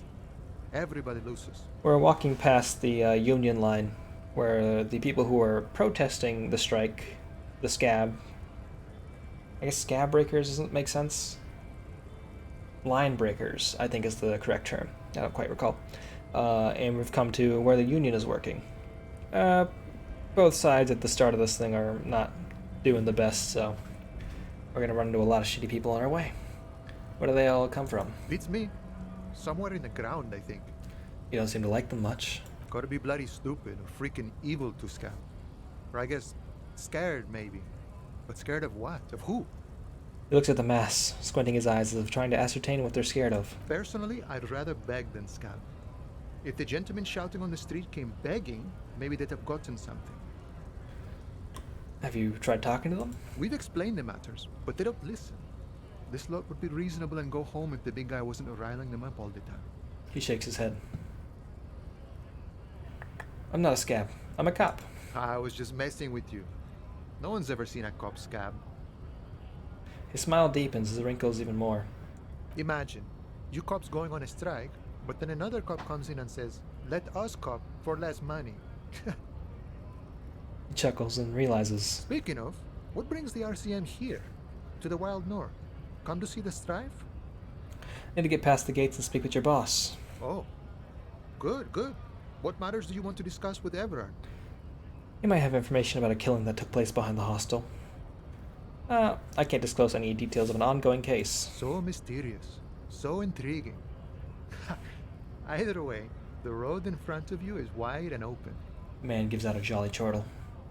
Chortle is one of those fun words that I always mispronounced as a kid because I only read it in books. I read it chortle. Used a jolly chortle. Imagine the day I found out it was actually chortle. I chortled and chortled all day long. Does this mean you can let me through them? I don't operate in that capacity. I'm not a granter of passage. The passage grants itself. He takes a swig and points up the stairs with his flask. That simple? I just walk in? Aye. Walk right past Measurehead and go in. Past Measurehead? Yeah, the 2.5 meter tall Semini supremacist there. Walk right past him. He points to the bridge above the gates. Right. Then press the button to unlock the door. Ah. Then go past him again. Uh-huh. And you enter the arbor through the office. Está. For some reason it doesn't seem like it's going to be that easy. Don't worry, I'm sure it's not completely impossible. For example, you could best Measurehead in a physical confrontation. We could. Or you could convert to a Semini supremacist worldview. Or... maybe it actually is completely impossible. Has anyone ever bested him in physical confrontation? Not yet, no. He's incredibly strong. He fixes his eyes on you, evaluating your prowess. Nothing a couple of solid hooks from Dexter and Sinister won't fix. Hey, look at us. Got it. Sure. Another thing. What's the strike about anyway? You know, serious business. I'm sure the big boss will be glad to tell you. You'll have to ask him first. He smiles. He's a chatty guy. Wants to talk about the strike. Return once you've met the union boss and are on a better footing with the organization. Nice talk. Gotta get moving. So, like I mentioned before, I was only going to save scum past one check in this game. And it's the check coming up. Notice in case of strike, press button behind guard. We're going to beat up this racist man. Because that's who we are. Nobody comes close to Measurehead. Measurehead's amazing. You got anything to say yourself? No? Okay, let's save before this. My character has decent strength, so we might not actually have to save scum, but... you know. Always nice to be prepared. Nobody betrays your degeneracy. Yeah, Measurehead. His body totally betrays his degeneracy. The young woman at the giant's side agrees. Don't say anything. Size him up first. Say nothing. Size him up first. Are you admiring my morphophysiology? Ripple of muscle passes underneath his skin. Unless you look. I didn't realize why they called him Measurehead until a year after playing this game. I was watching Fart Knock Life for Us playing through a bit of this. And he got to this part, and I was like, oh, that's why they called him Measurehead. Makes so much sense now. It must be frightening to stand in the shadow of this racial pinnacle. Be calm, Sandwich. You are not in danger because you are not a threat to me. His name is Measurehead because of phrenology, the skull science. It's just a tongue-in-cheek reference to that. At least that's what I assumed. It just dawned on me at that point. I was like, okay, that makes sense. Yeah, my reaction was very similar. I guess I still don't have to say anything. Puff out my chest. Yeah, this kid's just a racist. What is this androgynous display of sexual maturity? He looks down at you, taking stock of your physique. This dude is so racist, I forgot about the other racist that we met earlier in the game. I was like, oh yeah, this dude's a racist. I forgot about him because of the other racist that we're gonna come across. You hear your heart pumping, fast and irregular. Your joints ache and you feel old, but still alive, somehow. Yeah? Stop it! You are embarrassing yourself in front of this woman and your pedomorphic friend. Huh? This display of weakness may appeal to older women with a stronger maternal instinct, but it is a liability here on Battlefield Martinez. Yes, Mr. Jackson has it absolutely right. Fantasy, dystopian, Cold War. The heavy emphasis on disco really sets the kind of time tone for this game, and they do it well. It's definitely an interesting world to be in, but it's still a very shitty world to also be in. Jean-Luc, his body is betraying his degeneracy pretty hard. Maybe you can ask him to leave. She holds her nose. My body's unimportant. I'm with the police and we need to get into the harbor. That is precisely the negligence that has led you to succumb to Al Ghul. His face contorts in disgust, as if we were smelling a dead rat. You reek of it. An invisible sword of Al Ghul emerges from your throat. You cannot see it, but others can. It is making the woman in my company sick. Al Ghul? Yes, Al Ghul. What is Al Ghul? Al Ghul is an ancient Ilmaran poison, a parasitic fungus that has colonized your race. It is a trick the desert pygmies played on you for humiliating them and stripping them of their land. The use of the term pygmies here I'm not quite familiar with, but it just reminds me a bit of a little bit like because in Dark Souls pygmies are like very prominent, but I guess they might be in like kind of etymologically from the same thing that I don't actually quite know. This might shed some more insight into the Dark Souls stuff, but I'll have to look into that myself later. You mean alcohol? Correct. My small skull servant. He nods approvingly. Well, I need you to open the door to the harbor. No, you don't. You need to get another drink. Occidental Haplogroup B4 is done giving orders around here. The influence of the ham sandwich race is waning. Well, show him the ham still got him. And the police and I need you to comply. Now. Jerking motions. Signs of a late-stage neurodegenerative disorder. How far the Occidental Haplogroup has fallen. You were once a noble and powerful race. Continue. You gave the world eugenics, electricity, and powerful weapons of war like missiles and aerostatic aircraft. You made great gains in metallurgy, race theory, and statecraft. A lot of people have a race theory around here. You dominated lesser cultures, like the deformed Hemians Not like and the the normal race inexplicably theory. potato-obsessed Quakers. But now your ascent to the genetic summit has halted. You are obsessed with sadness and with frivolous pop culture. Ah. You will be superseded. Isn't that right, babe? It is, baby, yeah. You know it. Yeah. There is a button right behind him, just out of reach. It must be the one that opens the door to the harbor. I gotta say, this is going nowhere for now, so We I still can... need to get into the harbor. There's an interview to conduct. There must be another way. Yes, Kim is away. That messes with the flow of time in which I, you know, break the flow of time so I can get past this man. Last we saw, your race was being superseded by the Seminese. Push him out of the way. Oh, no, that's wrong. That is right. You should leave the stage of history with dignity by inviting the other races to a great world war. Doesn't even flinch. Bring your troops to the Seminine Islands and to Boogie Street, and we will pulverize you. When you are gone, we will build a museum for you. That's a pretty devastating line, to be honest. The walls will be lined with bottles of Al Ghul, your beloved beverage. Inside, we will store the odes to homosexuality you call art, and your microcephalic skulls. This is your chance. He's talking. Rip into him with a punch and catch him off guard. You got it. Don't rip into anyone.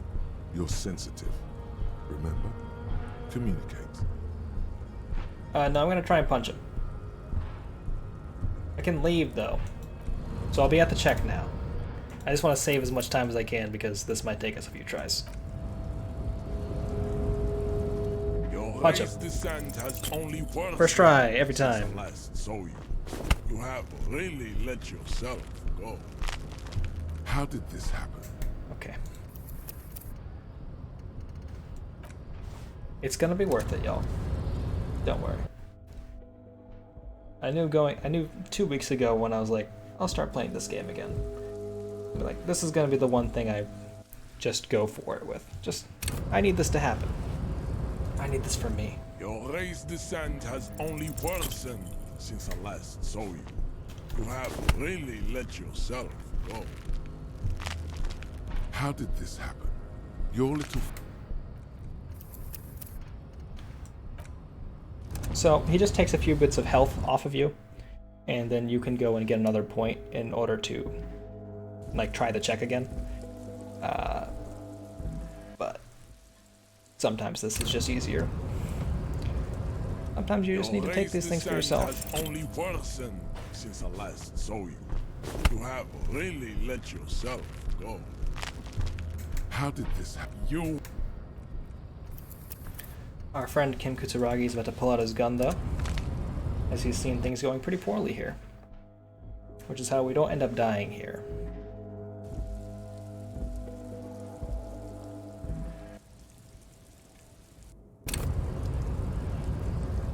Your race descent has only worsened since I last saw you. You have really let yourself go. How? Luckily, the loading of the section is not taking that long. It's like maybe 20 seconds between these checks. Not even, I'd say like maybe 15. This is the part of my brain where it starts like looking at things and starts timing them out and like says, what's the most efficient way I can do this? Get away for this cutscene to pass through. You have really let yourself go. How this throw down? 2 and a 5. I need an 11, so I have a pretty good chance of getting it, to be honest. But hey, here we are.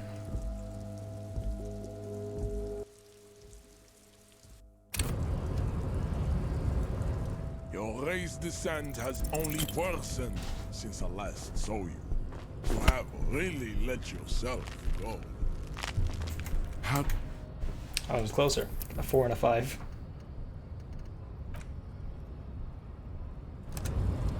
It's more efficient when I actually remember to hit the buttons.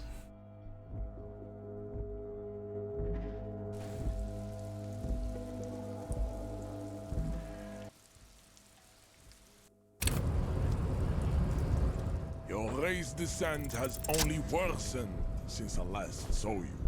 You have really let yourself go. Just like that, instinct took over. A solid strike straight into his throat, into the cartilage. You could swear you felt the soft palate break, Just like that. First time, every time. And there's no VOD to prove that that didn't happen. Though someone could definitely go look at the VOD after this video's over. The man is reeling, gasping for air. Time stands still around you. In the distance, the sounds of the harbor are falling silent. I think you're talking about like 8 tries? Yeah. Yeah.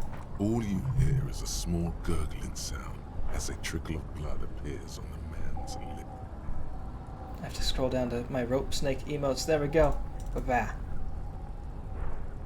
He's open. Rip into him. Right hook. Escalate it. Get intimate with him. Bring the hurt closer. Wait. What should I do? Rip into him with a right hook. Back up. And perform a 360 flying spin kick.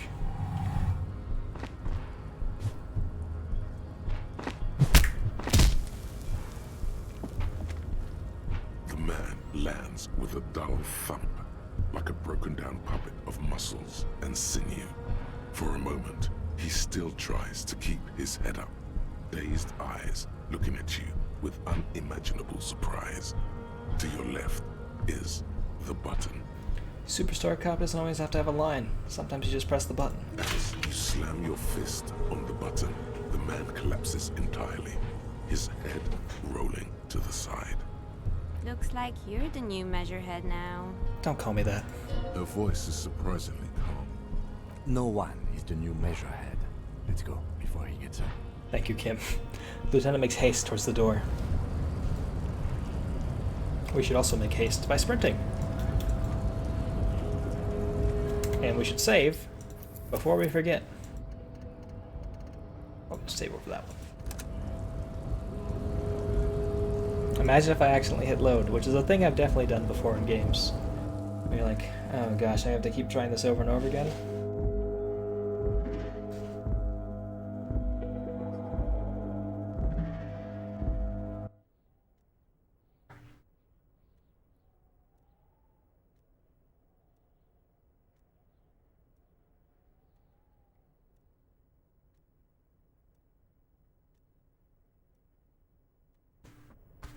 Excuse me. A lot of stuff in this room. Every worker, a member of the board, is written on the top of the flyers. That's the union's big demand. This is a Dewey typewriter. The model name is on the back. Standard office file cabinet. The drawers seem to be locked. Someone left the coffee machine on. The dark liquid in the pot looks almost sentient. Weird. I'll take this postcard. That's a $4.50 postcard. Wow. On second glance, someone has forgotten to properly close one of the drawers. It's unfortunate for the union to just leave their paperwork lying around like this. Truly unfortunate, Kim. I agree. Let's see what's inside, he thinks. Open the door. The drawer opens smoothly. Inside is a well-organized selection of brown folders. Browse through them. Hundreds of documents containing logistical data. 2 kinds of transactions stand out. Materials coming into Revachol from the outside world, from Muindi, Grad, and even Ilmara. Apparently before Discord, author wrote a novel and Wikipedia at least implies is in the same world. Wonder if it get translated or published. Apparently the critics loved it but didn't really sell well, and its failure led to making Disco Elysium. That's really interesting. I imagine now that the Disco Elysium was such a huge success that if he wanted to get it published, he would. But that just makes me think that the next game is going to be within the same world of Disco Elysium then. But that's really interesting. I wonder if he's like made that like original version. Well, I guess it did get published, or you wonder if it will get translated as published. So it does exist, but it's probably written in another language. Interesting. Someone is definitely working on that. He originally developed it as a custom world for D&D. This would certainly be an incredible D&D world, absolutely. I'm very into that, because this whole thing's just basically a tabletop RPG in a weird way. And Rolling the your same dice. materials being handed over to companies inside Revachol, Couron, Coal City, La Delta, and Jamrock are listed among the many districts where the imports are being sold. He's from Estonia and it only sold a few thousand copies. You soon know English translation, but somebody out there speaks Estonian and has found a copy of it. You found a few people online trying to find it. I imagine that's an interesting task. Wow, I wonder. Like probably Patrick Klepek at Vice is writing an article about these people as they try and find this like hidden copy of the Disco Elysium book and publish it. I imagine if they were going to publish it with the book, they would have done it for this new content patch, but interesting. I wonder how much of that book was like already made into this game though. But if it's like a Silmarillion equivalent for Disco Elysium, that'd also be really interesting. It's hard to make sense of this thicket of company names, dates, quantities, and percentages. You try to focus, but the lines are getting blurry. Force yourself to go through the folders. Look how blurry all the lines on these papers are. Shame. How unwieldy your own willpower is to yourself. You're like an absurdist Samaran monk, focusing through not focusing. It's about two guys trying to investigate a string of their classmates going missing, so the start is definitely similar but not the same. Interesting.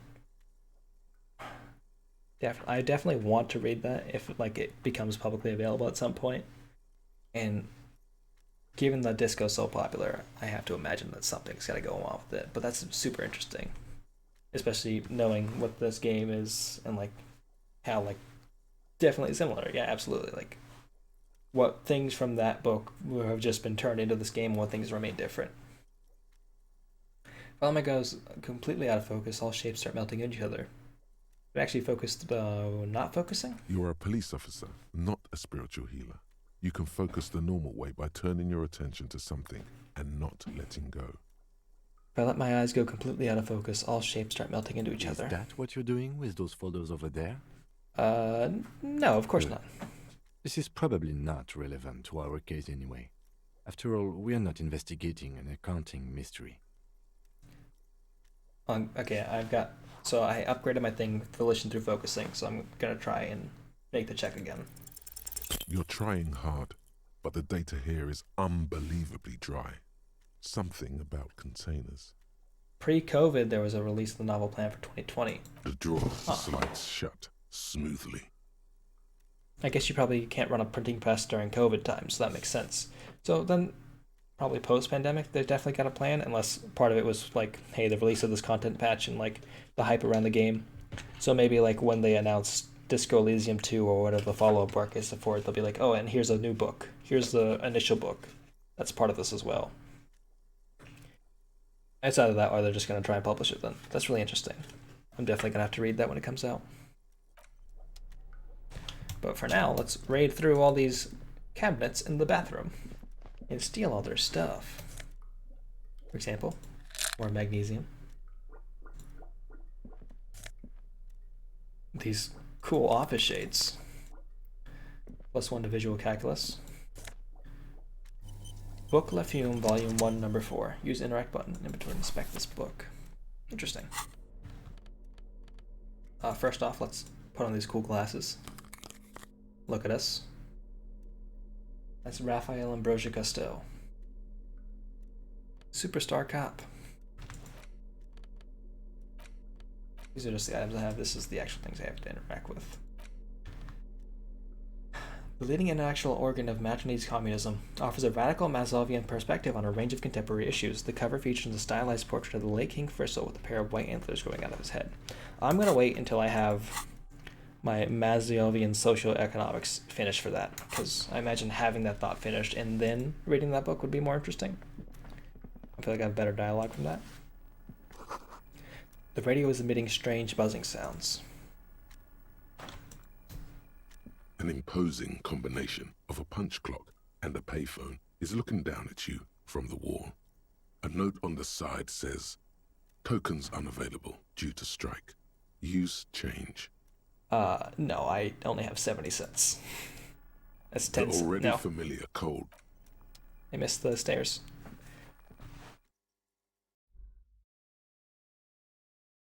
I wonder if I'll have enough time to walk towards Everett. Because I remember this actual part of the game is kind of a hike. And we only have an hour before the game's like, hey, maybe you should go to sleep. Looks like someone left his tarpaulin cloak hanging on the railing here. There is a white rectangle clearly visible on its back. Oh, we're also missing most of our clothes at the start of the day.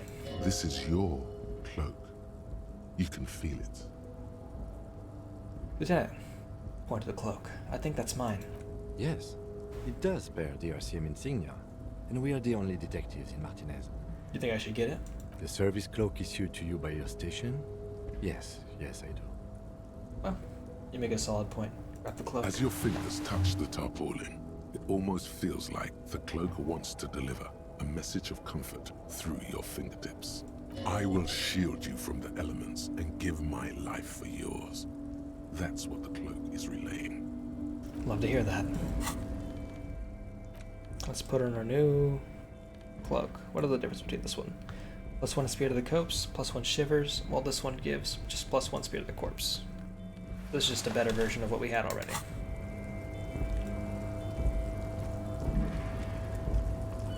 Look like I'm walking around in a rain jacket.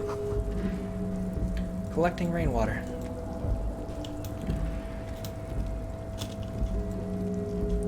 Can I pick this up?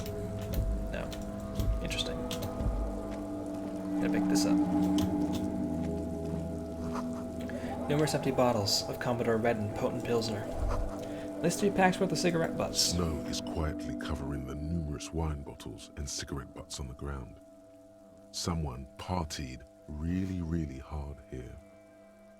Did I do this? Well, yes, I think we can say with relative confidence that it was you. That's really sad. I must have been miserable. I'm still not completely convinced it was me. I must have been on an advanced scouting mission on the harbor. No. This was really sad. I must have been miserable. Yes. This scene isn't exactly ripping with joy. Let's just move on. He turns to leave. Well, you insist, kid. This is the night watchman's booth. The name on the door reads, René Arnaud. Yeah. Listen, it's okay to take a few minutes to yourself. Sit down and have a breather. This is where René works. I'm gonna look around, search the booth. If you must. But please hurry. We are pretty easy to spot up here. Lieutenant looks around. Nothing incriminating catches your eye. The cabinets are clean and their sparse contents meticulously organized. There's a framed photograph on the table. Take the picture. It's a black and white photo of a young couple out in a street fair. The man, René, is dressed in a Royal Carabinier uniform. The girl is young and very pretty. She is smiling playfully at the camera. As you René looks like he's about to smile. This photo must be tied to some good memories. I believe René is one of the 2 older gentlemen we met down who was playing bocce ball. And Why we did you ruined their take game. that picture of René? I'm a cop. It's instinctual to collect evidence. Fine. But let's move. I don't want to be seen snooping around here. He nods. The chair is not as austere as the rest of the booth. A thin grey pillow is attached to the seat, secured to the stiles by black ribbons. Breathe deep. Stale air floods through your nostrils. Not a single mote of dust floats inside your lungs, though. The inside of the booth is immaculate. Search for a little something to help you out. The drawers are empty, save for old timesheets and receipts. One small box, however, does hold some cheap painkillers.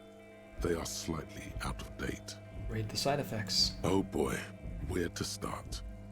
Elevated risk of dementia, mini strokes, Prophet's disease, sudden death, hair death, erectile malfunction, critical flatulence, watery blood, black mucus, uncontrollable weeping, increased sensitivity to La Opera, inoperable joint disorder, total spinal collapse. So pretty standard stuff. Maybe this was a bad idea. I'll get up. I don't need those. You stand and exit the booth. Leave. Okay. Let's, Can I not pick up that bottle? Oh. All around you, great machines and quiescence.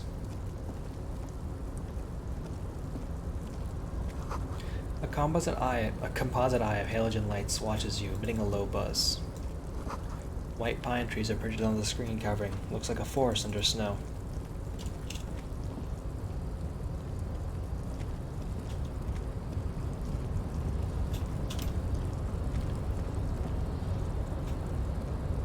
I don't remember what this is. I imagine this is just a searchable thing.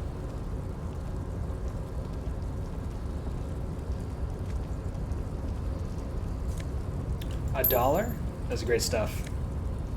And a nosafed? We're doing pretty well for ourselves here. You see faded industrial lettering in the platform. Convulsant. Can I interact with this? No.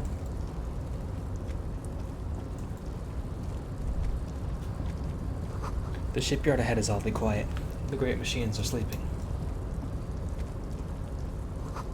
Pile of cargo belts used for heavy lifting. One says vermilion.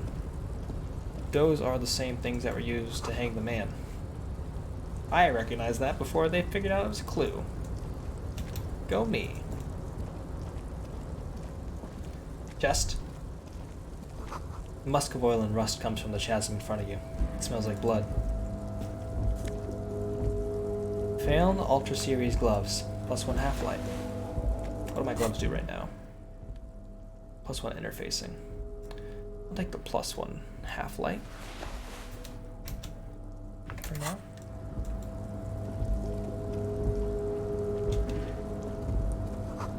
Industrial-sized thermos. Smells like burnt coffee. Another $1.10? Hi there, sir. Banner sags under the weight of rain and snow. White waves on red. Sings. Container. Container. Container.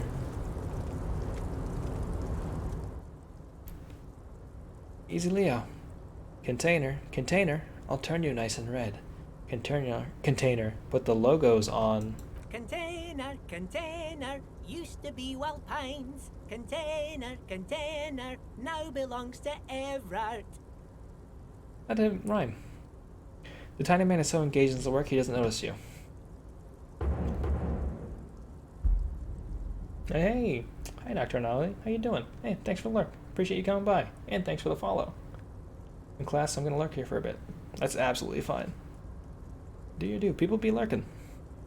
Everard, Everard, Everard, he looks after everyone. Huh? Well, hey there. How can I help you, mister? He smiles. The look in his deep blue eyes is as sincere as you've ever seen.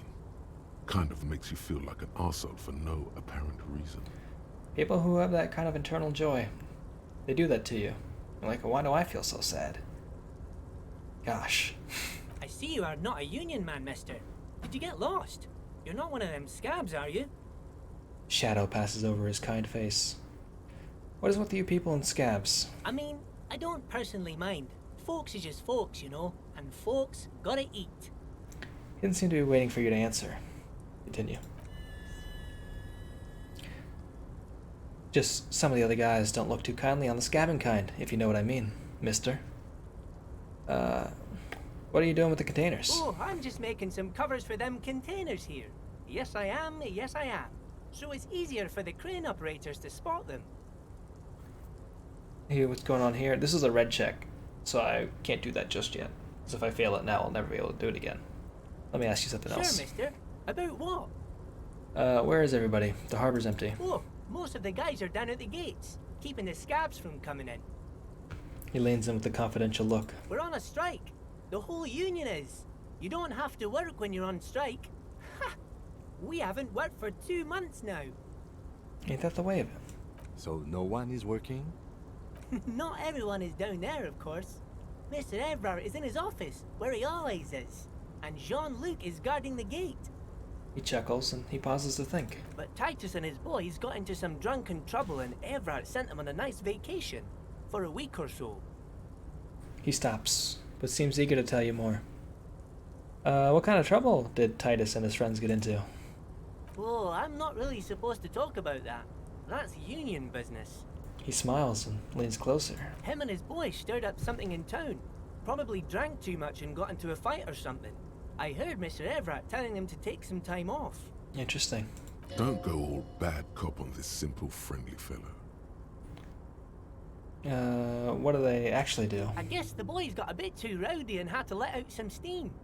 I don't really know the details. Well, that's just how boys are, you know. I haven't been in a fight since I was in middle school. Another chuckle. You know, the voice acting for this character, I don't know how I feel about it. Some of the line reads seem on, some of it doesn't. This last one was like, huh. Just, it made me have to think and say, how do I feel about the voice acting on this character? Easy, Leo. Let's keep this on the hard ease. He looks to you for assistance. You're rowdy, Leo. What kind of fight did they get into? Did they kill a mercenary? I don't know. I want to hear about this fight you got into, Leo. I remember I was the runt of the class. The bigger boys always used to pick on me. You see, I had a bit of a temper back in the day. Flew off the handle like nobody's business. He laughs merrily. But Mr. Everett and his brother always came to help. Once they beat old Noel Becker so bad he needed stitches on his head. Noel never started another fight with anyone after this. He chuckles again. Mr. Everett and Mr. Edgar are real nice guys, mister. You should go talk to Mr. Everett. I'm sure you'll be good friends. He's friends with everyone around here. The little guy starts coughing. I'm gonna talk to you again about that. Most of them were on a strike. So no one? Not Ed, but Titus and his boys got into some drunken Oh, I'm not really him and his boys. Don't go all bad. I guess the boys. I want to ask him about this. Too late. Leo's mouth is still moving, and the words are spewing forth. Words, words, and look, even more words. This guy could go on till the end of days. Now he's talking about some drunk sawmill owner who, no, he already switched to a prized fishing rod he apparently owned at some point. You know what? Just cut in there with your questions. Alright. Do you work here? Yes, yes. Everybody needs a job, and this is mine. I'm Leonard, by the way. Leonard Bellick. But everyone calls me Leo. Little man raises his hand in a welcoming gesture. I'm like Mr. Everett's right-hand man when Mr. Edgar is out of town, and Mr. Edgar's right-hand man when Mr. Everett is away. He chuckles. Actually, Miss Beaufort is the right-hand man, but she's a lady. A good-hearted chuckle again. Who is this, Miss Beaufort? Lieutenant looks up at Leo. A real pretty lady with a skin like those Douai Sucre candy bars my missus likes so much. Them are real nice to suckle on once the dinner is done and me and the missus sit down beside the radio. Alright. But I can't listen to the radio all the time. There's so much to do around here and I'm always busy keeping things running here. Yes I am, yes I am. Hold on, who's this Miss Beaufort you mentioned? Lizzie. She is a real sharp tool. Mr. Everett put her through some fancy school and everything, east of the river. 4 years she was gone, and when she came back, she was all fancy and lawyerly. Interesting. But she's a real nice girl. Grew up in this here neighborhood, knows everybody and gets along with everyone. Real pillar of the community one day, I'm sure. I'm sure. For a fraction of a second, there's sadness in his eyes. Oh.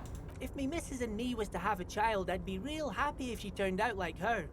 But she can't have kids. Ah. Dr. Lemaitre said so, and she knows about such things. Been a doctor for almost 50 years she has.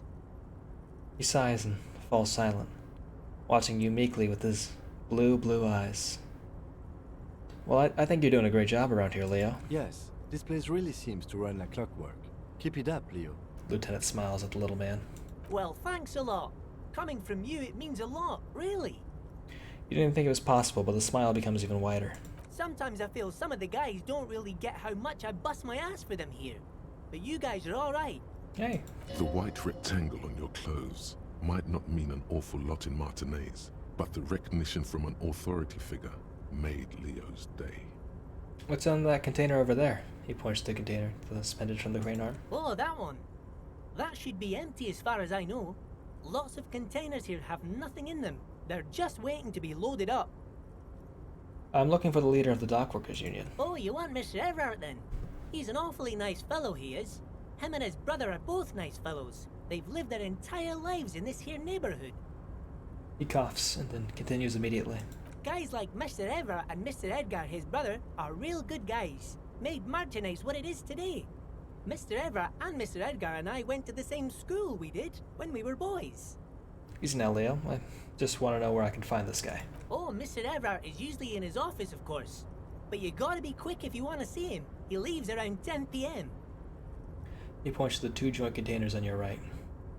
Okay. Thanks, I appreciate it. Bye-bye now. He returns to his work. Oh. Mazovian socio-economics. We're communists now. 0.000% of communism has been built.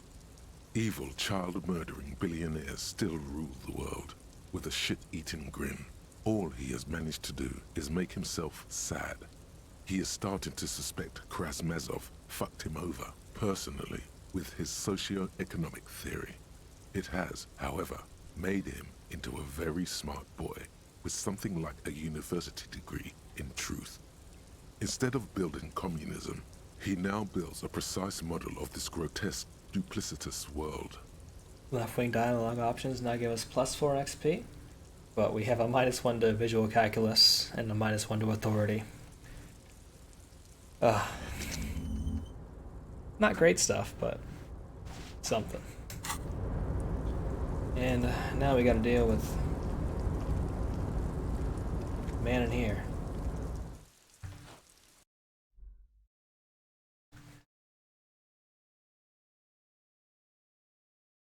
This is like one of those big turning points in the game, I feel like, this next little bit right here. It's very intense. The coffee in the giant thermos is still lukewarm. A stair made of pallets leading up.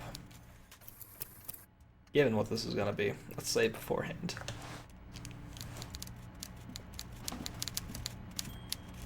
A swordfish on the wall. Taxidermy fish that tells time. Well, let's just talk to the man. Before you is a walrus of a man seated behind a large desk. He looks up from his work, not the least bit surprised to see you. I think it's the music that really makes this intense. With great effort, he straightens himself up in his chair, yet says nothing. He simply stares at you.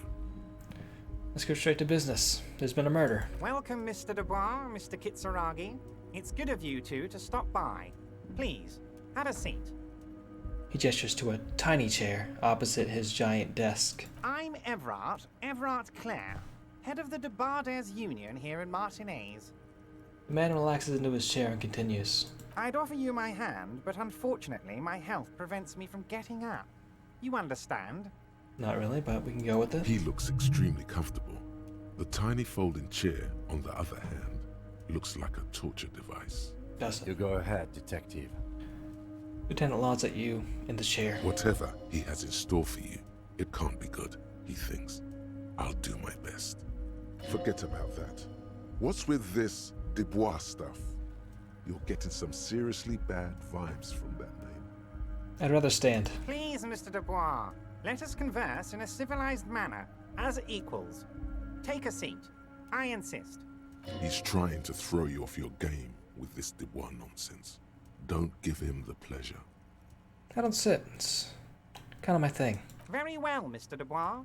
I respect a man with strong convictions. As he nods, his multiple chins move like ocean waves. I, too, have convictions. One of which is that I will not engage with any man who won't face me at eye level. Uh-huh. Should you find yourself more amenable in the future, I'd gladly resume our conversation. But until then, I'm afraid I must ask you to leave. He turns back to his typewriter. You're no Titan of Felician, buddy. He's got you in a fork. Sit down or leave. Fine. We'll take a seat. Excellent, Mr. Dubois. I can see that you're a reasonable man, and reasonable men can be of great use to one another. He gives you a sly wink. Try to wink back. So tell me, how can the head of the Debarders Union help a representative of the Revachol Citizens Militia today? The chair you're sitting on has got to be the most uncomfortable chair in the world. It's violating your backside. I've sat in chairs like that before. Oh, by the way, I heard you got a rather rude reception from a certain Lawrence Gart. Some people have no manners, it pains me to say. This should take care of that nonsense. He points to a giant novelty check on his desk. It's absolutely comically huge. It should be sufficient to cover your expenses for a few days and patch over your differences with a cafeteria manager. Go ahead, take it. He points at it again. Notably, Gart has not told us about our debt because we succeeded at a check in which we ran out of the hotel instead of letting him finish his conversation about us owing him money. So we don't know anything about that. Hey, that's 25 real. That's good money. Think of all the stuff you could. Wait, you know Gart? Yes, I know Lawrence. He's a real character. No union man in him. A real piece of work, that boy is. Keep it. I'm good. Okay, okay. I respect a man with principles. No handouts, then. He crosses his arms on the ample midsection and sinks further into his chair. Notably, we know that Mr. Clare here is not the most unscrupulous of men. Or is it he is unscrupulous? I don't remember. He's corrupt. That's the best we know so far. Now, I'd like to set your mind at ease about one other matter. Your lost gun. Let me assure you, Union people are on it as we speak. I've got my best hounds looking for that lost gun. You're aware of my lost gun? His slug-like lips move, but all you hear is an echo. Lost gun, lost gun, lost gun. Well, morale critical. The world is swallowed by a black hole of fear. Only 2 words escape its gravitational pull. Lost and gun. How do you know about my lost gun? I know everything, Harry. Right now, I know that you're worried. Don't be worried. Everything's going to be all right. Excuse me. It's not like you left it loaded. You didn't lose a loaded gun. Local children aren't out there playing with it right now, pointing it into their own mouths. It's in a safe place. I just know it. I have a feeling everything's going to be all right. I don't have the composure to make that. That's a 3%. The chair is killing you and the side effect scares. Kim? Kim? Officer, we will deal with this later. We don't need Mr. Clare's help with this. He's right. I wouldn't be so sure about that. God, you're sweating. Your knee is jerking. You're about to cry, aren't you? You're about to cry because you lost your gun and those children are gonna shoot themselves with it. No, Hey, you know what? So what? Men can cry too. You want to cry? God, you're weak. Whatever you do, don't cry. You'll think you're disgusting. Who cares what this man thinks? Mr. Dubois, you don't look so good. Morale critical. That's not great. What is this, Mr. Dubois?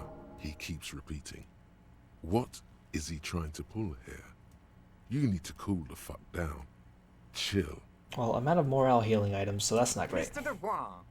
Mr. Dubois! Harry! The large man snaps his fingers, but to no effect. You're in some stupor. There are no Harrys. Let your mind go to your safe place. While Everard is distracted by your odd behavior, the lieutenant's eyes are mapping everything around you. The folder, desk, papers on the wall. We're a real Columbo-like character, truly. Mr. Dubois, are you okay? Can I get you a glass of water or something? Are you having some kind of medical emergency? No. Maybe you could use your hands somehow, in a kind of throw-in motion, like you're throwing that Mr. Dubois act right back at him. He's Mr. Dubois. I'm as good as it gets, Mr. Dubois. Vaguely gesture with your hands above your head. Yeah. Don't be dramatic. I can see your condition isn't terminal. What an odd demonstration of... you got me, Harry. I don't even know what. As entertaining as it was, I'm afraid we're wasting our time. And I'm an extremely busy man, as I'm sure you are too. Oh. Okay, enough. We are here to ask you some questions pertaining to a murder investigation. Truly.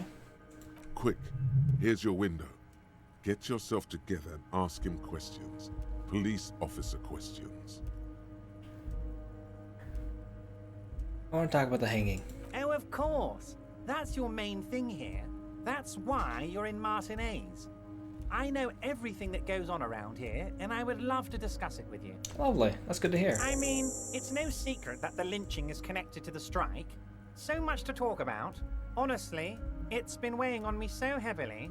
I understand you need to interview me. I sense there's a but. But there's a thing that's been keeping me up at night. I want to talk about the hanging. I mean, if we could just calmly talk, exchange information, we could blow this thing wide open. Truly. Yes, that sounds good. Let's do that. Lieutenant says with a slow nod. But I can't think straight with this thing weighing on me. You're police officers, aren't you? I have a crazy idea. You guys are basically door-opening machines, incredibly talented at opening doors. I've opened a few doors in my life. And I'm sure you're going to open this one with flying colors, Harry. This really is very simple, and there's nothing shady about it. Notably, people don't say things, there's nothing shady about something if there's truly nothing shady about it. You only say nothing shady about something if it's very shady. Does this jiggling ooze think he's going to use you? It's a fat shamey game. Coming. Play his game, son, with your eyes peeled. He's going to slip up, and when he does, you're going to come out on top. Why don't you just open it yourself? Harry, I'm a very busy man, and more importantly, I don't have that extraordinary physique you do. You look like you could run around all day. He slams his fists together. You want to send someone a message that the police are working for you. I repeat, I'm a very, very busy man, Mr. Kitsuragi, and therefore I must occasionally enlist outside help. So what will it be, Harry? Whose door is it? No one's. It's just a weasel.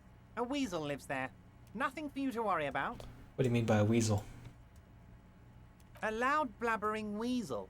When weasels feel no one is watching, they start acting foolishly. He removes his glasses and rubs his nose. Just go there, unlock the door, and leave it open. It's been such a burden on me, Harry. I just want this to be over so I can discuss business with you. Welcome to the Fat Man. Everett Clare, truly. One of the most terrible, despicable men in this game. But they go very hard on him being fat and not just go on how incredibly awful he is as a human being instead. Also, hi Blitz, how you doing? You missed us getting real up in Measurehead's face, knocking him around a bit and giving him the old flying spin kick. Spinning fly kick also works. I bet you don't even know anything about the hanging. Harry, my dear friend, I am what people call a local bigwig. I know everything that goes on in Martinez. I have not yet found my gun. That journey is still going on. As you do. We're still on day 1 though, technically. We're getting close to the end of it though. Yeah. People be lurking. Damn, fine. I'll look into it. We need to talk about this murder. Fantastic, my friend. Just let me know when it's done and we can take our friendship to the next level. Ooh. He flicks his fingers. You can get the key from Manana. He's down by the gates. Manana's like a free agent in the Union. Special operations. Hardened socialist. A real free thinker too. He'll tell you precisely where the door is. He smiles. One last thing, Harry. Oh. He smiles, obviously satisfied with how well he planned it all out. Just open the door. You don't need to go in or anything. I just want that weasel to come home and see the unlocked door. I'm told the Union is involved in the local drug trade. Harry, how could you say that to me?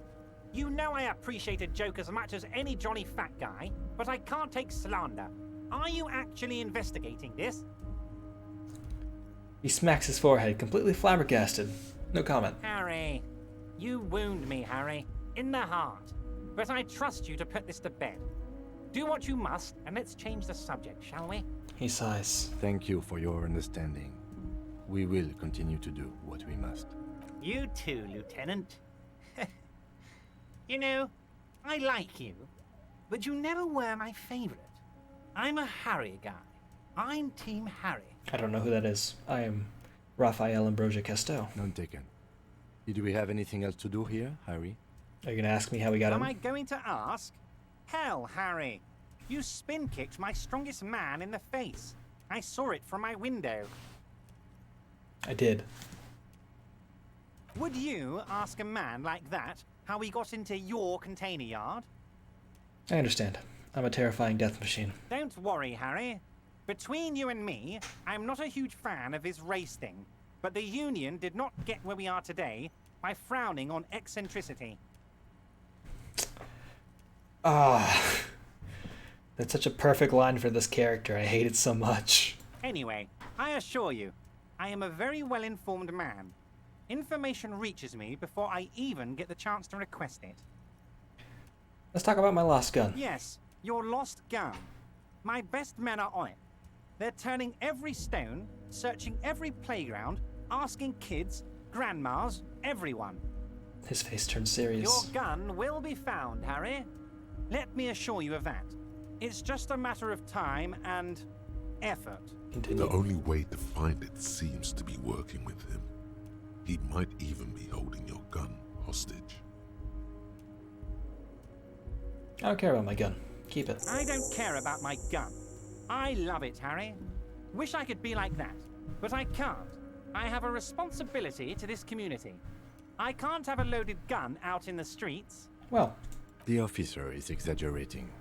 Of course we care about the missing firearm, and we are actively looking for it as well. Task complete, though. The lieutenant is concerned about the lost gun and feels that the fact you haven't prioritized looking for it is unfortunate, if inevitable, and doesn't put the RCM in a good light. I don't know if that actually completes the task or not, because I said that as more of like a rhetorical gesture to try and put Mr. Everett on the back foot. Unfortunately, I think that kind of backfired on me and really got Kim instead. Excellent, Mr. Kitsuragi. That's excellent news. Looks like we have a friendly gun-finding competition on our hands. Okay, we're gonna leave now, but we might talk again later. You need this to get in and out through the gate. He reaches into his drawer and pulls out a plastic card. Great. We don't want to get stuck in here. You're one of us now. A real red and white Union man. Take care, Harry. Well, I want to save before I do the other parts of that conversation, just in case it knocks me down for a morale point and we die and have to restart. Let me save again, because that's who I am on the inside. Someone who just really needs to make sure. Mr. Dubois, a pleasure as always. Of course. Let us dispatch with the formalities. You call me Everett, I call you Harry. That's what the hanged corpse called you. Harry. So that's really my name? My God, so it's true. I didn't want to believe it, but you are a fantastic science fiction amnesiac cop, aren't you? What are the odds of that? He shrugs with an amazed expression. I think the odds of that are very low. He looks at you. It's true. My memory's a bit hazy. I assure you, there's nothing to be ashamed of, Harry. You're among friends, and the good news is... He taps on the folder in front of him. I have a big fat folder on you, Harry. I'm sure you have a lot of questions to ask. Maybe I can help you out. Don't trust him. For all you know, Dubois might be his name. You need to confirm this. True. I'm sure you had some concerns you thought I might be able to address. And you were probably right. I can. He pauses to look down on a brown folder on his desk. Are you trying to tell me you've gotten hold of some of our documents? Lieutenant inspects Everett over his spectacles. Mr. Kitsuragi, would you mind? Me and Harry are talking about his lost identity right now. Let me get this straight. What's my full name? It's Harry. Harry Dubois. No. You feel like a Dubois, but you don't feel like a Harry. Strange. Interesting. You don't feel like any of these things. You know what your name is. You have a sophisticated name, like that of a count, or a beautiful man. That's not my name. My name's Raphael Cousteau. Fine, Harry. You can even be Harry Raphael Dubois de Costeau, or whatever you choose to be. Lieutenant covers his face and sighs audibly. Mr. Kitsuragi doesn't seem even slightly empathetic to your memory loss, Harry. I, however, wish to help you any way I can. He frowns at the Lieutenant. Do you know where I live? But of course, Harry. Your precinct is the 41st and you live in Jamrock. You're a Jamrock boy. A long way from home, but that's okay. Do you know anything about my family? Do I have a wife, kids, or Family? Harry, you're not a family man. There's not one peep of family in here. Unless you think you're a family man. Do you strike yourself as a family man, Harry? I think I do. I think I'd be a wonderful father. Well, yes. I'm sure you're going to make one little boy or a girl very happy and proud one day, Harry. What kind of cop does it say I am? Well, Harry, if I were to sum you up in one word, it would be apologetic. I'm sorry? Yes. You seem to be, a lot of the time, but right now there's no reason to be. Let loose a little. Be you. Where'd you get that folder? Ah, this? My friends in your organization gave it to me, Harry. Did they? I find that very suspicious. May I have a look? I'm afraid this is meant for Union eyes only, Mr. Kitsuragi. I'm sure you understand. You gave me a Union Please card. continue, Harry. I'm a Union man. Just give me that thing. Kim suspects something. I still have a drama score of 0, but this is red, so I don't want to try it just yet. Let's talk about other matters for a moment. Of course, Harry, of course. Let's not linger on personal details and amnesia. You wanted something from me. I met Joyce, the company representative. Oh, that's very nice. I haven't gotten around to her yet. I'm very, very busy, you see. I hope you're getting along. One thing I want to make very clear, Harry, is that this is not some kind of union versus corporation situation. Everyone is just pals here. Just pals? We're all trying to do what's best for Martinez. Don't feel like you can't cooperate with her because you and I are such good friends and I'm helping you find your lost gun. I'm not a jealous guy. I don't believe you. Whoa, that's so nice of him. Suspiciously nice. Are you sure? I find that a little odd. I'm just a nice guy, Harry. I wouldn't be where I am now if I wasn't nice. Politics is all about emotions, and I want you to have positive emotions when you think of me. Surely. Okay then. Positive emotions it is. You like positive emotions. What happened to the previous negotiator, Mr. Gamon? What do you mean, Harry? Nothing. I let him go. He made concessions for that company in previous negotiations. Why would you let an ally like that go? He's an old man, Harry.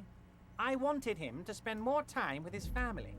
God knows how long he's got left. He looks down in size. You called him a midget. Harry, I have little people in my organization. I would never call someone a midget. What is this? Honestly, I'm beginning to think you're a midget, Harry.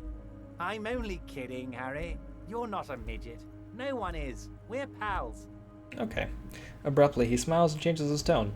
But it's nice to know that he just immediately backed up on his previous statement there. It's hard to say if he really lost his temper, or if this is another one of his tricks. This man almost never angers visibly. Joyce said the previous union leader vanished under suspicious circumstances. Vanished? Harry, the woman left her casserole in the oven and couldn't make it here in time for the voting. Oh, did I leave my casserole on? Better go home and check. The election can wait. When she got back, the whole thing was over. Every Joyce seems to think the union is lowballing her. Yes, yes. Low-balling, of course. This isn't a casino, Harry. Real people, real livelihoods are at stake here. But everything's a casino for those rich types. He's suddenly very serious. His expression makes it clear. This is childish and irresponsible behavior. Why haven't you let her in to see you then? If she actually wants to see me, she will find a way. Any good negotiator would. And I just don't have anything to discuss with a bad negotiator. Okay, let's talk about something else Of course, Harry. Let me just assure you one more time. It's perfectly okay to share anything we discuss here with this Joyce. This is a completely transparent organization. All right. I have no interest in what she is doing, but I myself have nothing to hide. Your business is your business, and I respect your privacy. Just remember, none of this is secret. He makes an all-encompassing gesture. Tell her about all of it. My brother's picture, my singing swordfish clock. Tell her how overweight I am and how I'm helping you find your lost gun. Tell her about everything. Everett doesn't mind. Looks around. This is weird. Not nice weird, but okay. I'm gonna leave again. See you soon, Debarger. Yeah. We have to make it back to the hotel because it's nighttime.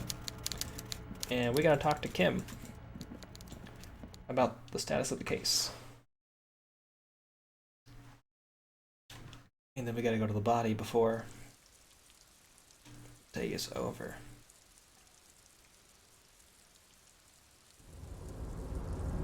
Let's zoom out as much as we can.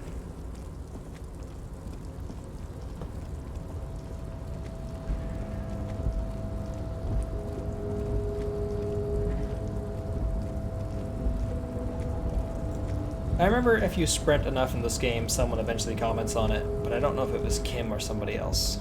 It might just be a thought you have. A lot of small things in this game that are just very interesting.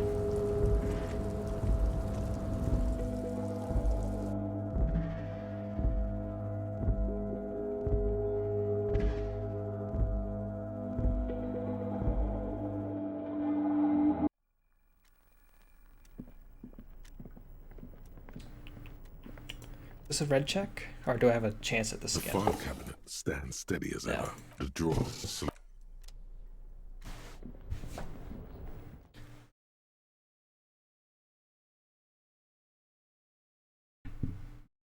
Excuse me. I don't know. I hit the turn off my microphone button, but I don't know if it actually worked because it wasn't flashing when I looked back down at it. So my apologies. We'll talk to Mr. Manana over here. So, how'd you like our harbor? Labor Utopia, not approvingly. It's but a rest area on the path leading across open plains. He nods solemnly, then turns to you, a wide smile adorning his face. Right. You talk to the boss, eye to eye, like men of the plain. If you have any more questions, I'm set to talk. Everett said you have a key to a door. A key, huh? What door is this key supposed to open? He runs his fingers through his mustache. I was hoping you could tell me. Of course. I got you. You don't know anything. He taps the side of his nose with a little wink. I got that key right here. And let me tell you, it's mighty good of you to help us out during the strike. Working class solidarity, as they say. I saw an opportunity and I took it. I'm a hustle grinder. I heard something about a weasel, and it didn't sound like a local polar weasel, if you know what I mean. Wink.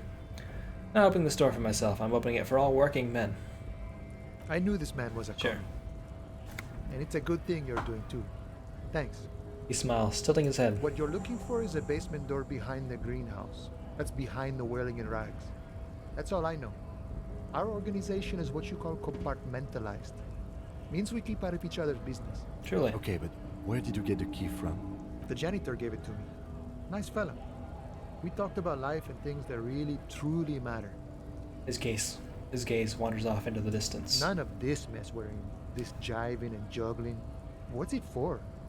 To feed our children, I guess. He doesn't wait for your answer.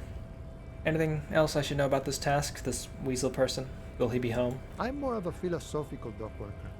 I like to talk about the big picture stuff. Who I am, who you are, what we are fighting for. The man takes a big sip from his flask. Who he is and what they're fighting for? This is interesting. Why are you striking? We're negotiating our share. Your share. Aye. He seems pleased with himself. So not wages or pensions or... This stuff, they already covered. However much you feed the wolf. The wolf always wants more. I like wolves. How large a share would you like? All of it. However, right now we want all the harbor workers to be on the company's board, so they could take part in the decision-making process. Truly. Are you a communist? No. I don't think I'm a communist. Seeing something of value and saying I want it all to myself is a much older and simpler notion. No science to it at all. He pauses to think for a moment. Even a weak child can think it. The only things holding someone back are I can't and I shouldn't. But the stuff you do aligns admirably well with the World Republic. Why not call yourself a communist? I have nothing against communists. They are honorable boyaderos. And they have good analysis. He takes a swig from his flask. But my own code serves me well. If my code starts failing, a code can fail a man as well as a man can fail a code, then I will have to submit to a new one, which may well be communism. I guess I understand. See, I'm primarily a lazy person. Looks very amused, as if thinking about some private joke or mystery. The bossman Everett, can you tell me about him? I think it's best you make up your own mind now that you've met him. In my eyes, he is a capable organizer and a decent businessman. He shrugs. What does bossing the union entail anyway? I guess you kind of get to be the village chief. He oversees the harbor, makes deals with the owners or other relevant parties, watches out for his own. Truly. By that, you mean corruption? By heavens, why would it not be corrupt? We live in a harsh and disordered world, see? And in this world, the old man is corrupt for our benefit, and we know it. Appreciate it even. He is, personally, not too lavish. Dick seemed very lavish to me. He is reasonably lavish, sure. That's his prerogative. It's not like you want a saintly demeanor on a corrupt motherfucker. That would be a manipulative illusion. Huh. This guy seems to just kind of be going away. It's interesting because he's like disavowed that he's not a communist. His views are his own, and he's got his own like small uniquenesses, I guess, distinctions between what his views.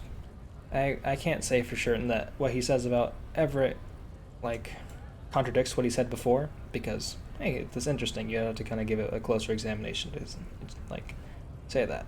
But I think it falls within that view. Besides, there are no non-corrupt systems in the world anyway, and moralism is the most corrupt of them all. Oh, look at this guy. Not you would like to say.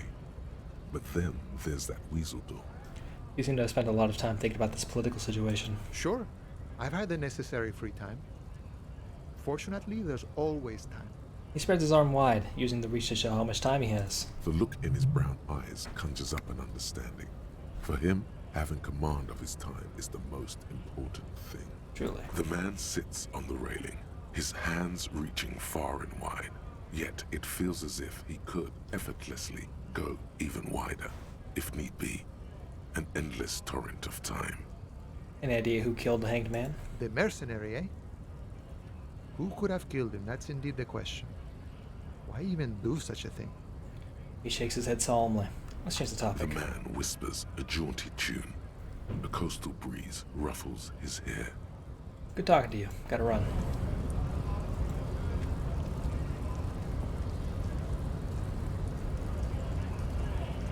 So, now we gotta go back into the whirling in rags for sure. What's this? Damn, that felt good. Your heart's pounding nicely. You should tell people to fuck off more often. Kim, I think I should tell people to fuck off more often. It felt really good. Not as a general rule, but that one was justified. Better to get the lay of the land before telling people to fuck off. This is the guy I told to fuck off. For some reason it tricked here. I guess maybe I missed it when I was walking away. That means you should do it whenever you feel like someone's disrespecting your authority. Fuck yeah, motherfuckers. That's the spirit. I try not to swear on the stream. Never forget. The whole world's a wooden house, and you're a goddamn flamethrower. You know you can measure radiation in bananas? I had heard about that, actually. Like, bananas are very good at, like, maintaining radiation levels. So if you look inside, like, cut open a banana, you'll be able to, like, check how much radiation, like, the local environment is, or, like, where the banana grew, I think? I don't actually know the details about it. But I'm vaguely aware with the concept.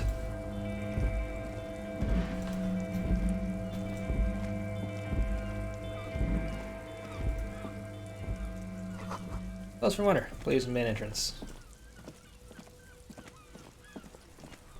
We'll talk to you later.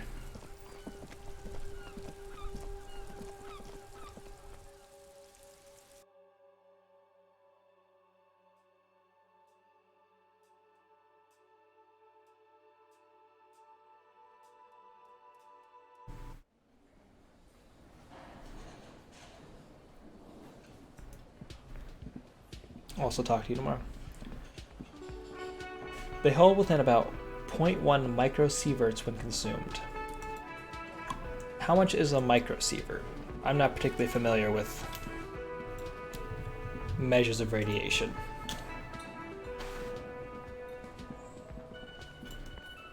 I should talk to people down here, but I'm gonna go upstairs and talk to Kim first.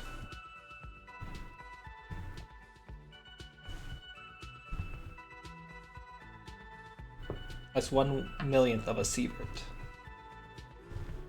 I guess I don't know what, like, the standard amount of radiation, like, how much does being near a microwave produce? I guess that's the most I know about,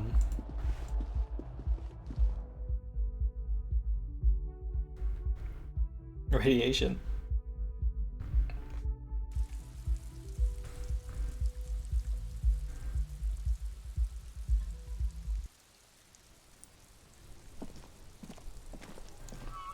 I'll talk to Kim. Go. Tell me about the case. What do you want to know? Literally anything about it. I can't remember a single thing. Ah, yes. The case brief you missed. Now I remember. Opens his notes. Brief, yes, that sounds good. 3 days ago, the RCM Emergencies Desk received a report about a security guard who was found hanged in Martinez. An anonymous caller said there was a dead body behind the Whirling in Rags hostel cafeteria. The cadaver had been there for 4 days. No one had come to investigate. During that time, the victim had been stripped of his belongings. The caller did not identify him, but used the word lynching. There is an ongoing labor dispute between the local dock workers and the logistics company Wild Pines. I was told we should approach the death as part of this dispute. You have to eat 40,000 bananas within 10 minutes to die of radiation poisoning. It's a lot of bananas. I imagine you'd probably die of potassium poisoning and sheer banana volume before then. Unless you could condense bananas down to such a singular point. Like the ultimate bananas Fosters. That's really interesting though. Like, the kind of like trace elements of what we've done to the world just kind of existing within these like random objects, like bananas. We've irradiated a part of the world through what we've done. Maybe some of that exists from less normal radiation, but the amount of sievert that exists in that banana would be much significantly lower if it's not for our own actions. You would die of the bananas first. Truly, truly. A security guard or worker of some sort, hired by Wild Pines. This was just hearsay from Martinez, of course. We need to find out the truth. Why didn't we know anything about the caller? They didn't identify themselves in any way. The tone was muffled using a device of some sort. The desk could identify neither the caller's age nor sex. Why hide themselves? There's a strong prejudice against involving the RCM in what's seen as union matters. The dock workers' union is the de facto police in Martinez. Now it appears they've started executing too. We cannot allow that. They're radioactive naturally because of potassium. I guess I don't actually know what potassium is. Potassium is naturally radioactive? And the RCM That's is? us, the Revachol Citizens Militia. We're the police in this city. Okay, I understand everything. Just to be clear, we are police officers. It's our job to find the killer. That's the case. Uncover and arrest the killer. Would you say this is a mysterious case? No, it's not a particularly mysterious case. Why not? The deceased is a security guard for a corporation involved in a labor dispute. It doesn't take a DeLorean polymath to put the pieces together. I just don't see the case getting more mysterious than that. I was thinking, maybe something otherworldly might be involved, something supernatural. I can assure nothing like that will happen. Do you know why not? Why not? Because it's not part of reality. He makes a precise hand gesture. There's something the lieutenant isn't seeing. The universe is too irrational, too morally complex. You should convince him. I should convince him. If we're from different precincts, why are we on the same case? I'm afraid you and I are pawns in a pissing competition. He considers the phrasing. His disdain is clear. This man would not use such an expression otherwise. What do you mean? You don't know? I assumed you were in on it. I don't remember being in on anything. That's good. What I'm on is retrograde amnesia. Better still than an imbecilic cop-off. Cop-off? It's just stupidity. The lieutenant shakes his head. What kind of stupidity? The cop kind. Our precincts can't decide if Martinez is part of Jamrock or the Industrial Harbor. Yours or mine, as if we somehow own parts of the city. Typical street gang mentality. So we've let the Union make a mockery of law enforcement here, and now it's come to its natural conclusion. So this is a struggle over who runs Martinez. Well, sort of. It's less a matter of who gets to police Martinez than who has to. It's an orphan district, in other words. Interesting. Only some isotopes of potassium are radioactive, but about 0.12%. But all bananas are radioactive. Interesting. So I think the dispatch desk just told both our stations about the hanging. There was quite the brouhaha at the 57th, I can tell you that. Time to settle it, they said. Cop off. But I assure you, I am not their finest or toughest with 102 cases solved. What I am is least interested in a pissing competition. So all the potassium that exists in bananas is always radioactive, but there are versions of potassium that are not radioactive, is what I'm assuming that means. So he volunteered to represent the 57th. but not out of competitiveness. So you volunteered to spoil it. Yes. I am an unrepentant spoil sport. The lieutenant appears the lieutenant appears pleased with this. Especially about Martinez. Martinez? Nothing. It's just a puddle at the end of some drain pipe. No one cares about this place. They care about sports. Most of our colleagues don't even know how to get here. North of the interchange doesn't exist. No, just that some of the isotope naturally occurs within bananas. Okay. Interesting. A tremble comes over you.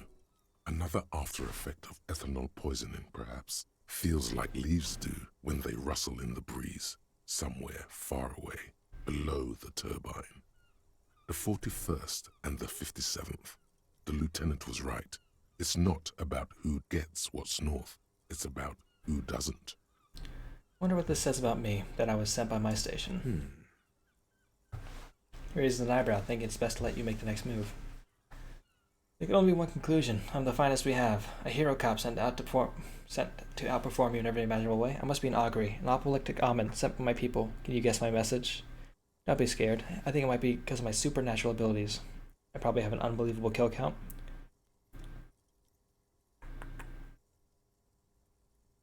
I'm gonna say an apocalyptic omen. No. There'll be a bloodletting of unimaginable proportions. Unimaginable. Oh no, it's very imaginable. We fail to place responsibility for the hanging. The harbor company see the situation is out of control, so they bring in private military, maybe a gunship. The Union responds in strength. Automatic fire. Lovely. Just that something has to... Yeah, okay. Local law enforcement solving one little homicide decides nothing. Not solving it can have real and calculable effects. Things can always get worse. Matter of fact, augury, we should move. Okay, enough of the competition then. Tell me something else. Yes, it's a wholly pointless matter. Forget I ever mentioned it. Sure. He's actually glad it's addressed now.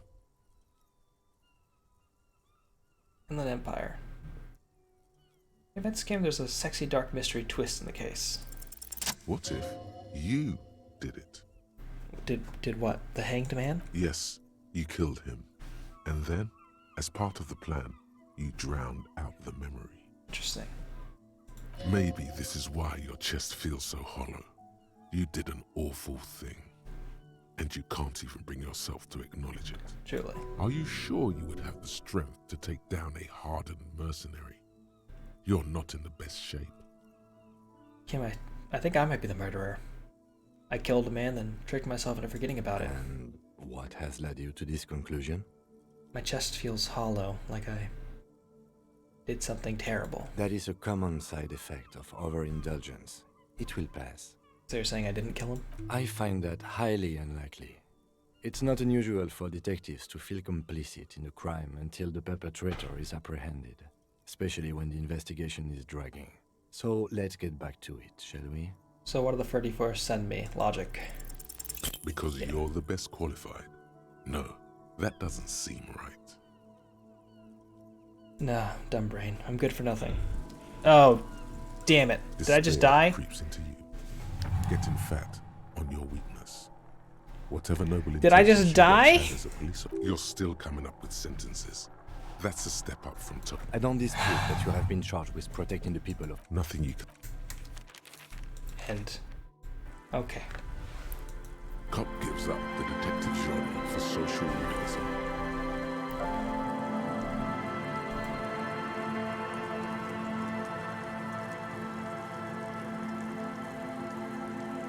Is the game gonna load?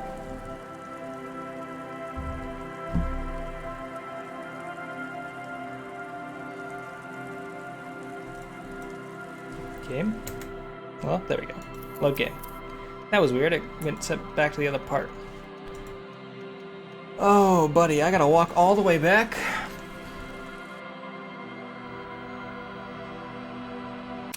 That's good stuff. I love that for me.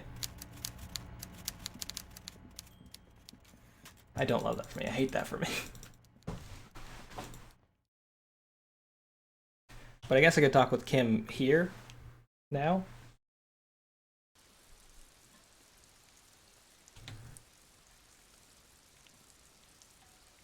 Because that wasn't the conversation that was supposed to happen. at the roof.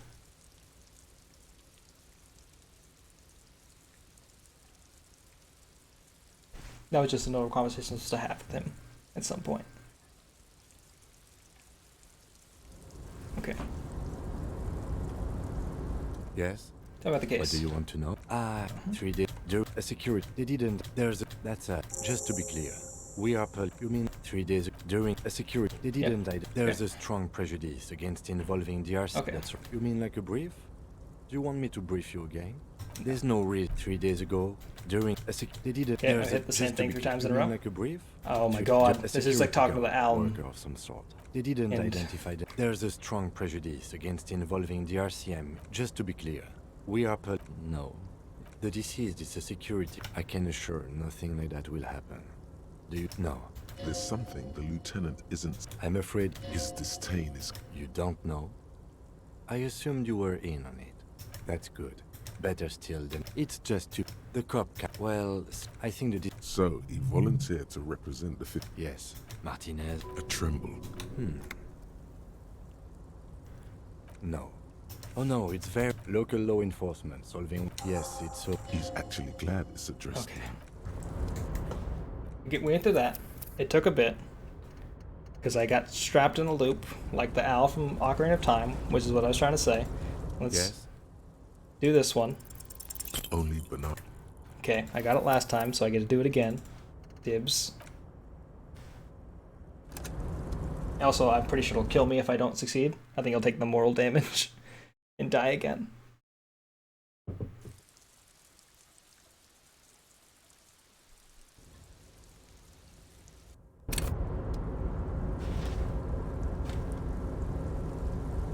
Yes? Only banal. Okay. I have a few other things I want to do before the stream ends. There's like a few other key moments that are about to happen in this game that I think are very interesting that I'd love to share with you all. I just have to get through this little bit first. I forgot I lost all my moral potions in my fun little conversation with Everett. Also, they place the characters differently at the start. Only banal things. How? This is a 58% chance. 50, 25% chance, 12.5% chance so far. The 12.5% chance of what's happened. Actually, much lower because it's 42% chance to fail this.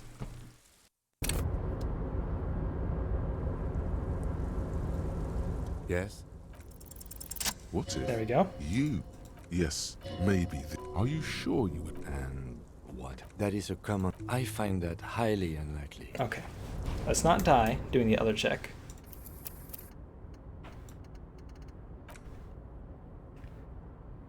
With enough willpower and determination, you can have a 100% chance to fail it.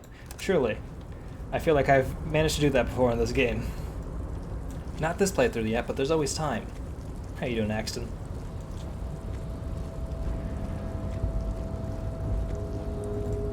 I caught a little bit of the Dead by Daylight stuff that you were playing yesterday. I saw you tweeted about it. I'm doing okay, how are you? I'm doing alright. You know, I'm enjoying this game. I'm still feeling like sad for Harry, or Raphael Ambrosia Cousteau, as we all know is his true name. But, you know, this game is interesting. I like this game a lot. It makes you really think about the development of this character. He's kind of a despicable man, but you feel compassion for him in a way. Guessing with Kemi Rowe, she's a lovely Silent Hill and Deadly Premonition fan. Well, with the follow, if you like all those things. Hey, if you like all those things, be sure to give him a follow. I think you're doing something for charity as well.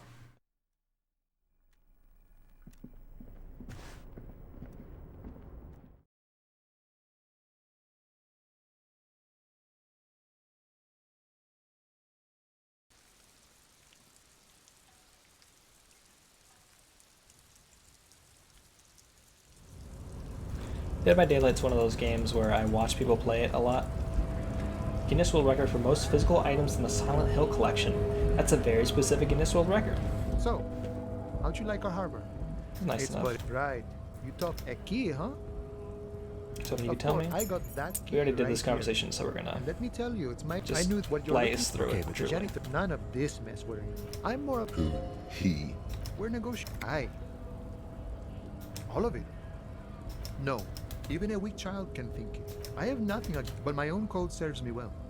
See, I'm primarily at. I think it's best you make up your own. I guess you could. By that. By have the old man is corrupt. He is reasonably lavish. Besides, there are no non-corrupt systems in the world anyway. Not you would like to say. But then there's that weasel door. Sure, I've had the necessary free time. But that's something I don't take Fortunately, very there's seriously. always I'm a presence has flavor to it. Hey, that's definitely something to do. No one, you don't have to be like the best person to play a game. Look at me.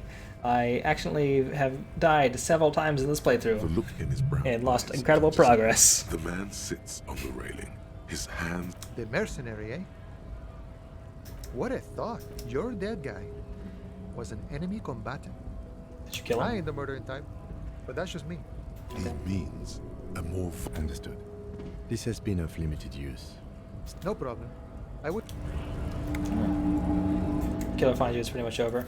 Yeah, it seems like an interesting game. I love like the cat and mouse chase stuff, like prop hunt playing in like Gary's mod was very fun, but this seems different in a way. It's like more gruesome, so I can't like get super into it. Damn, that means that never. Hell yeah. Okay.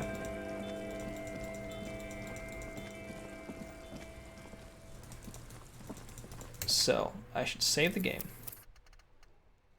Go in.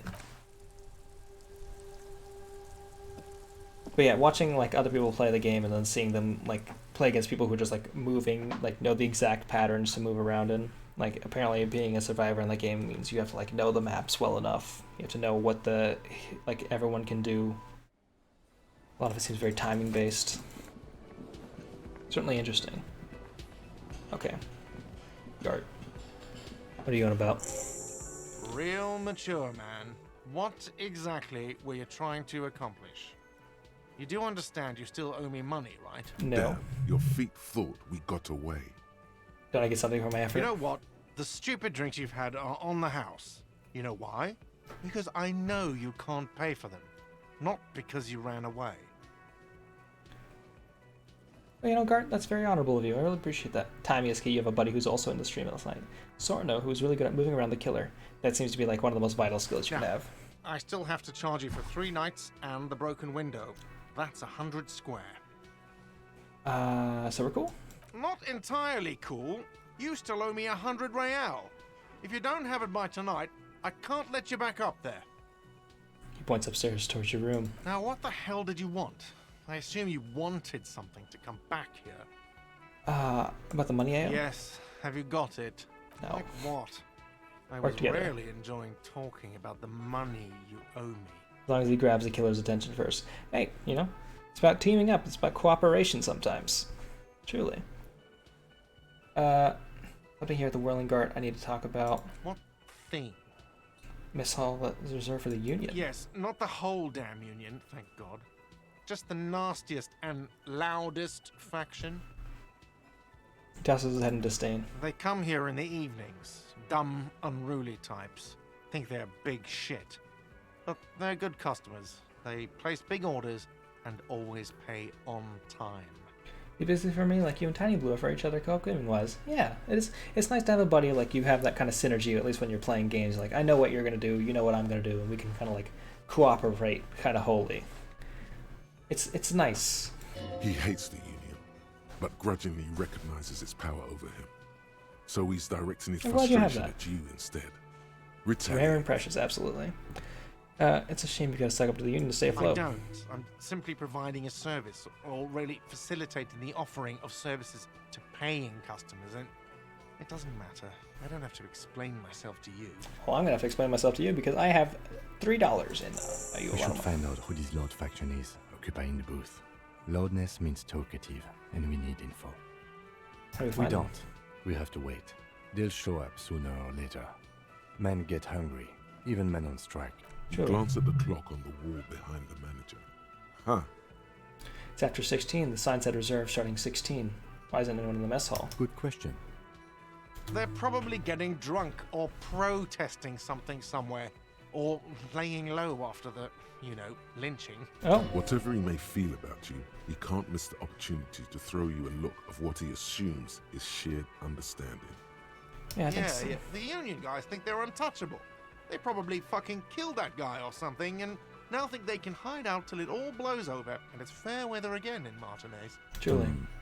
I have a feeling we'll make their acquaintance sooner or later. Huh. What? By the way, you should come back to this thing-based questionnaire if you see anything interesting in the whirling later. You got it, reaction speed. Okay, I need to talk to... By the way, where is home? The address is coming up blank, and this place sure isn't it. Do I even have one? But you've been at this hostel cafeteria for only 3 nights. Where were you before? You had to be somewhere. I don't know. Near south, maybe? You don't really know, do you? I don't. Does this mean I'm homeless? I only have a vague blackened image. South, maybe. Doesn't sound like somewhere you can stay if you run out of money. Could I trace the way back somehow to the exact street, the exact number on a building? You can try. Run some addresses in your head when you get the time. Maybe a street or an apartment will appear. Interesting. Let's start calculating that box. Or, here we go, internalize.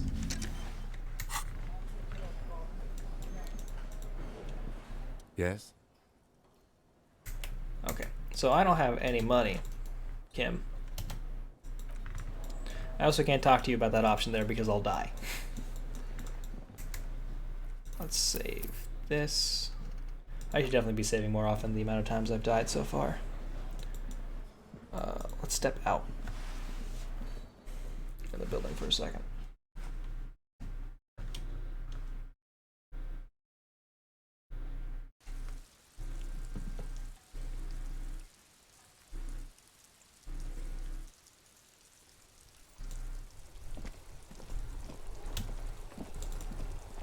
Huh.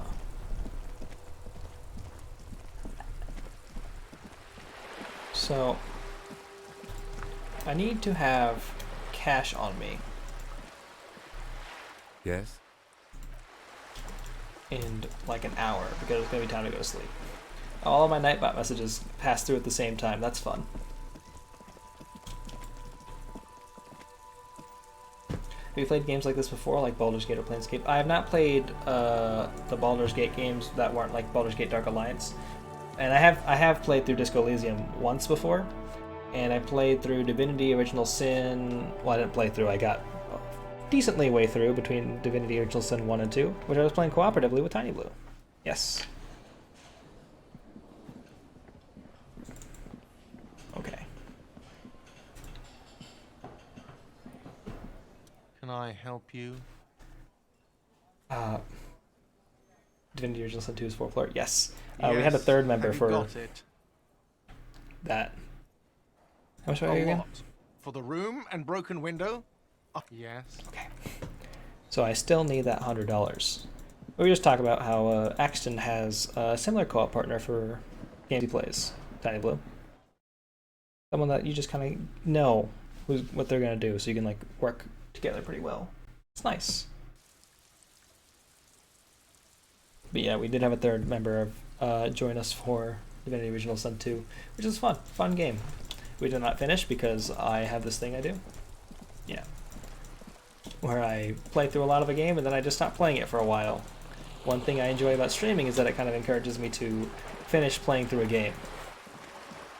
Even though we've literally took a break from Dark Souls to play through It Takes Two, which is very fun. I'm gonna talk to this lady over here. You have money for me? You're back. Good. What can I help you with? You seem rich. Can I have some money? Is what you want to say, but it isn't that easy, is it? Why not? Look at that lady. Take a gander. Squint your eyes, bub. What lustrous hair. A well-kempt, yet tastefully short bob of dark hair.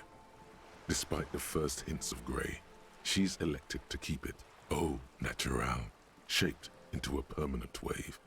late 40s style. Excuse me. While dull orange pearls hang from her earlobes, red from the cold.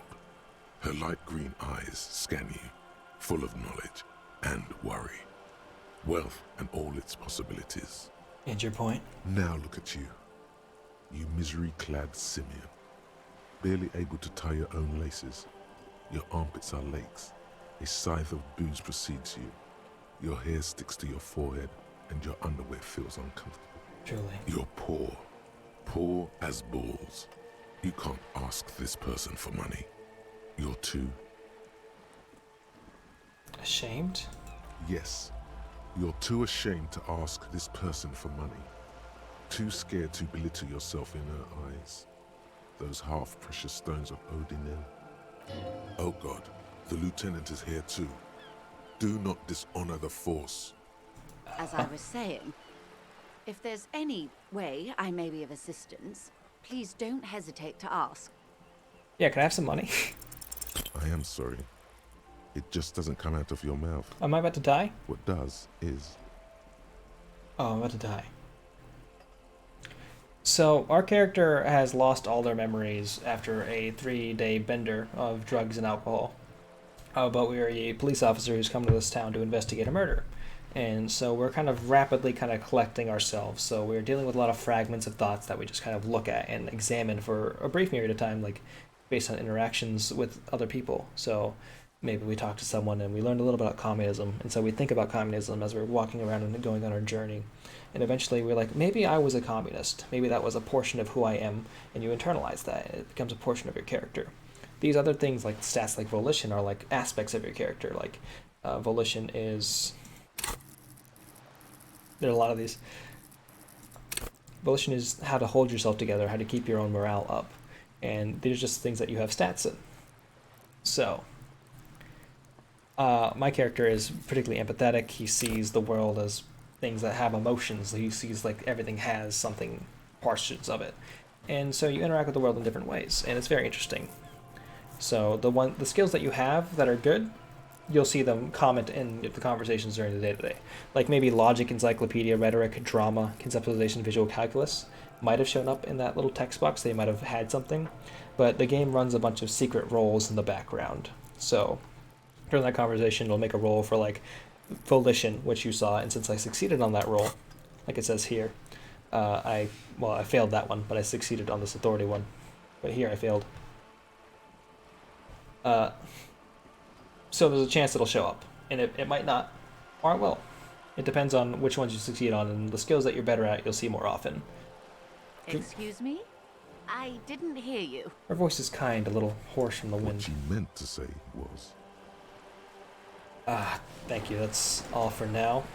I have extra stat points that I have not used just yet. And I have another thing I need for volition, so I might just pop a skill point in here. Just because. So I can try this on her again. You're back. Good. What can I help you with? So every time you fail a check, as long as it's a white check, you can try again later. Like this volition check, I failed it once, but I put a point into it so it lets me try and re-roll it again. But I'll have a better chance of doing it.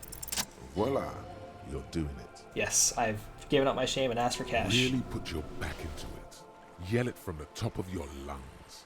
Oh yeah, this game is very interesting and like it can unfold in a lot of different ways. But a lot of it, like, it's the internal parts of it can unfold in a lot of different ways. You seem rich. Can I have some money? Why, yes, I am rich. How much money do you need? Hopefully not too much. I couldn't bring all of it with me. Truly then. She's surprisingly nonchalant about this. Could it be that she somehow knows more about your predicament than she's letting on? I'll take 100 real. That's how much I need to pay rent. That's a good sum. Not too small, not fantastically large. She reaches into her raincoat and pulls out a zip bag. In it, you see paper notes arranged like black gills. She removes a few notes and hands them to you. The paper is cold and oily to the touch. Lovely. Whoa, whoa. Did you see how easy that was? Ask her for more. Toot toot, train to Moneytown. Wow, what a nice lady. She is here to break a union strike. Or she's a union negotiator, but you know, she's working for a large corporation, so we're just taking some money from a rich lady. Also because she knows that we're the cops on the case, so she feels like she might owe us some favors, or wants to get something out of us. I wouldn't say her intentions are completely honorable and genuine. Let's ask for some more. This may seem like odd behavior for a police officer, ma'am, but it's a perfectly common side effect of his... He squints at you. Unusual medical episode. It's true. It's all right, Lieutenant. I really did bring as little cash with me as possible to avoid attention. So here you are. The last bit of filthy lucre I can share. You came here trying to avoid attention, but you still showed up on a fancy yacht. So, I hope I didn't just bribe you, officer. It may not be technically illegal under the Emergency Act, but still. Funny that you're worried about this and not your ruthless exploitation of the entire human race. You're right, ma'am, that donations are permitted under the Emergency Act, and seemly as it may be, as long as they are properly logged with the precinct. She is rich, probably out of touch with what it's like to live out there. Truly. I feel like that's a good way of putting it. Which he most certainly will do. Now, how else can I help the RCM today, besides supplementing its salaries? Nothing at the moment, because the day is almost over, and I've got to go pay my rent at the hotel. There's two things I want to do in this game before I call it for a stream. And those should be very soon. But I don't know how long they'll both take. They're just both very good moments in this game that I remember, if I'm remembering correctly. Is there a timer on this game referring to the day it is almost over? So there is like an in-day clock.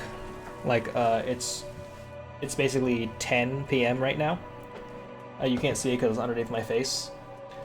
But I don't know if the game actually runs out of time. Like, it'll go to the next day, and there is a time progression, but I don't think you can actually run out of time in the game. Hello? Garrett? Can I help you? About the money Yes. I owe you. Have you got it? I do. Well,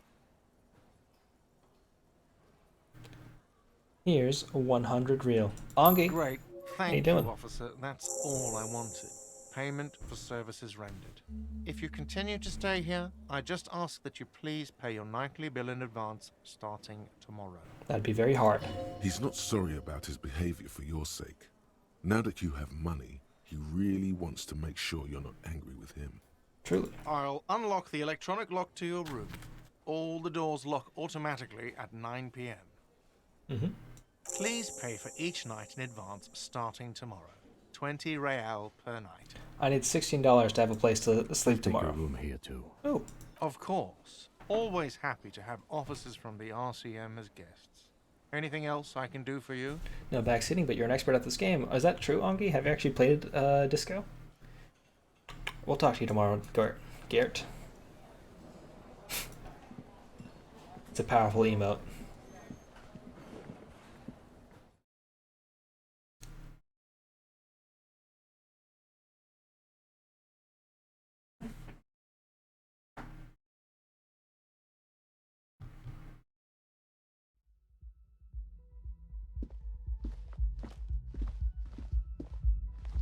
Okay, let me walk over here and save so I can make sure I trigger that conversation properly.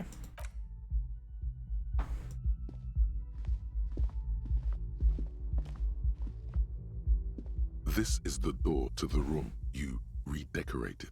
Good night, Lieutenant. Just a moment. You had some questions earlier, I believe. And besides, we should discuss our progress on the investigation. Let's go out to the balcony. All right, let's go.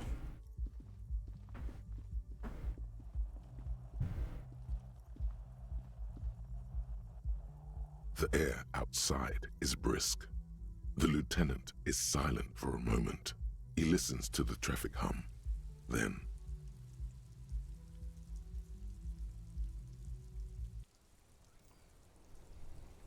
Where shall we begin?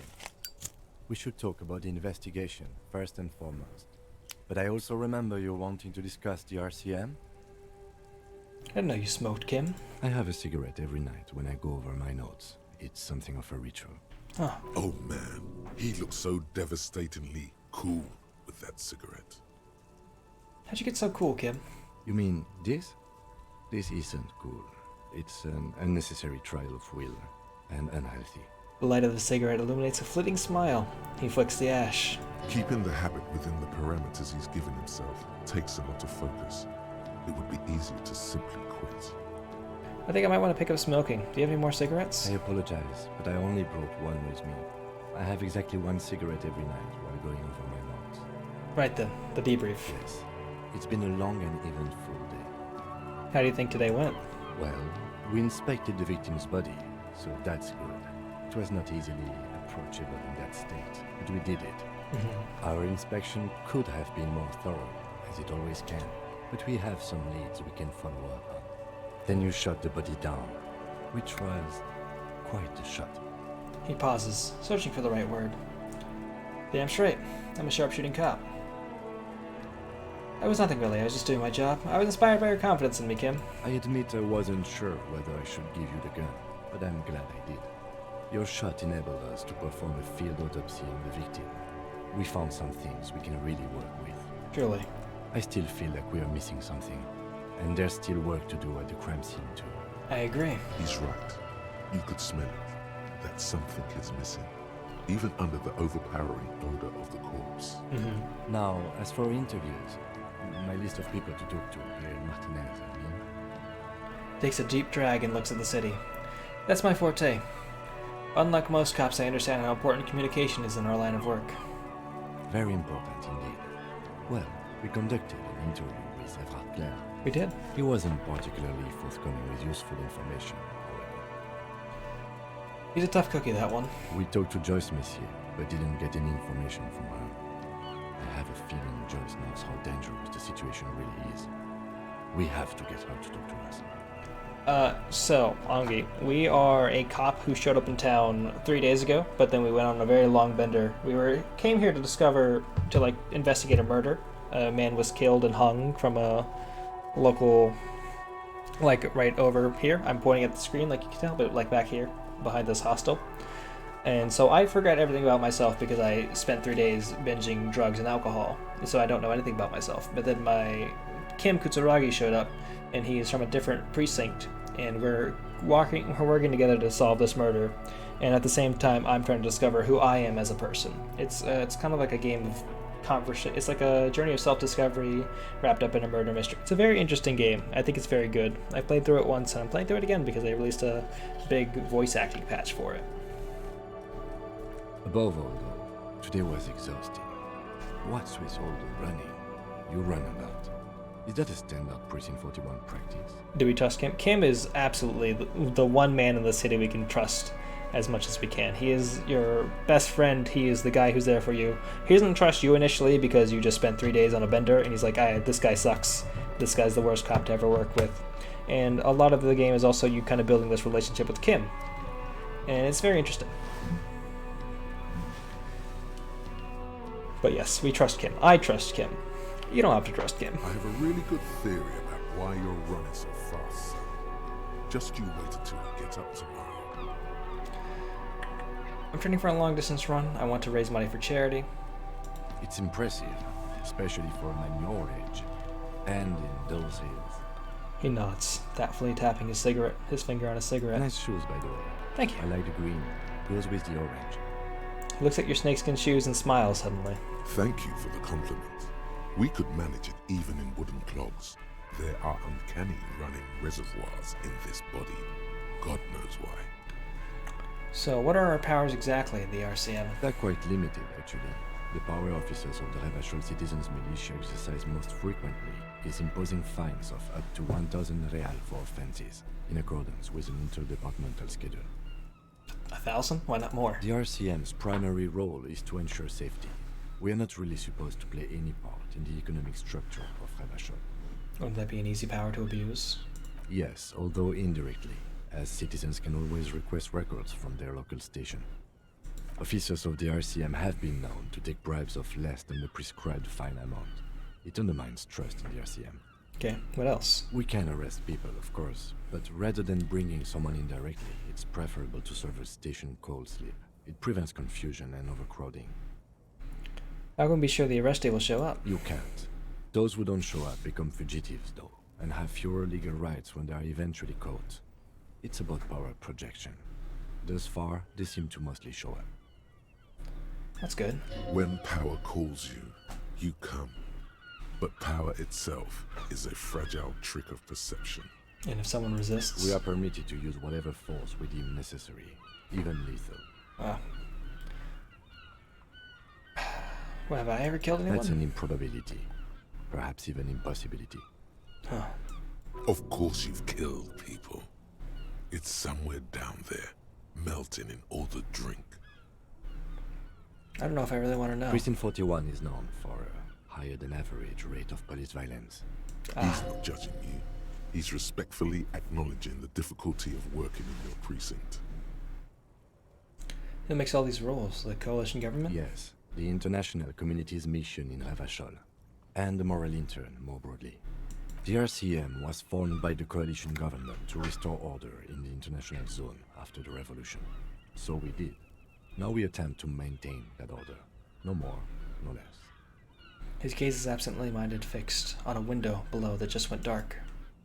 Or perhaps it is better to say we were allowed to form. It's a point of contention whether the citizens of Revachol or the coalition government founded the RCM. I'd say it was the citizens. Be sentimental if you like. Either way, the moral intern leases us the right to keep the peace in this city, and they will take it away if we misuse it. The moral intern? The Moralist International are the world's largest political organization. You know who they are. They have been running this place after the revolution failed. He pulls on a cigarette. If I didn't know, how would you describe them? They're a union of center-left and center-right parties across the Real Belt. Our coalition government is just one of its many projects. They also run the ICP, EPIS, most intergovernmental organizations in the world. Je suis Monty. Who is Monty?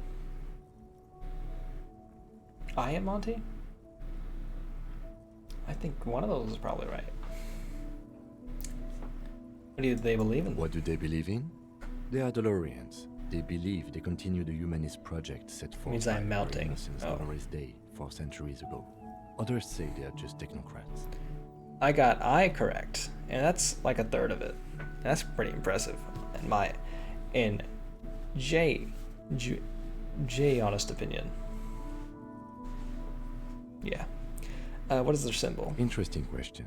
It's a blue forget-me-not. Their motto is love, compassion, self-discipline. I think you can gauge what they want you to think of them from that. Something ominous. Lovely. Something even a little feminine, but in a strict manner. Who is Dolores Day? A historic figure? The author of the modern age? You will have to look elsewhere for opinions. The subject of humanism is too abstract for me. And in some ways, it's just a little strange, for you, to be honest. She is something painful, though it's hard to say why. What do you think of them? The moral intern are a fact. I try not to have opinions on facts until they change. And it doesn't look like that's about to happen. He looks at the city below. It is more than that.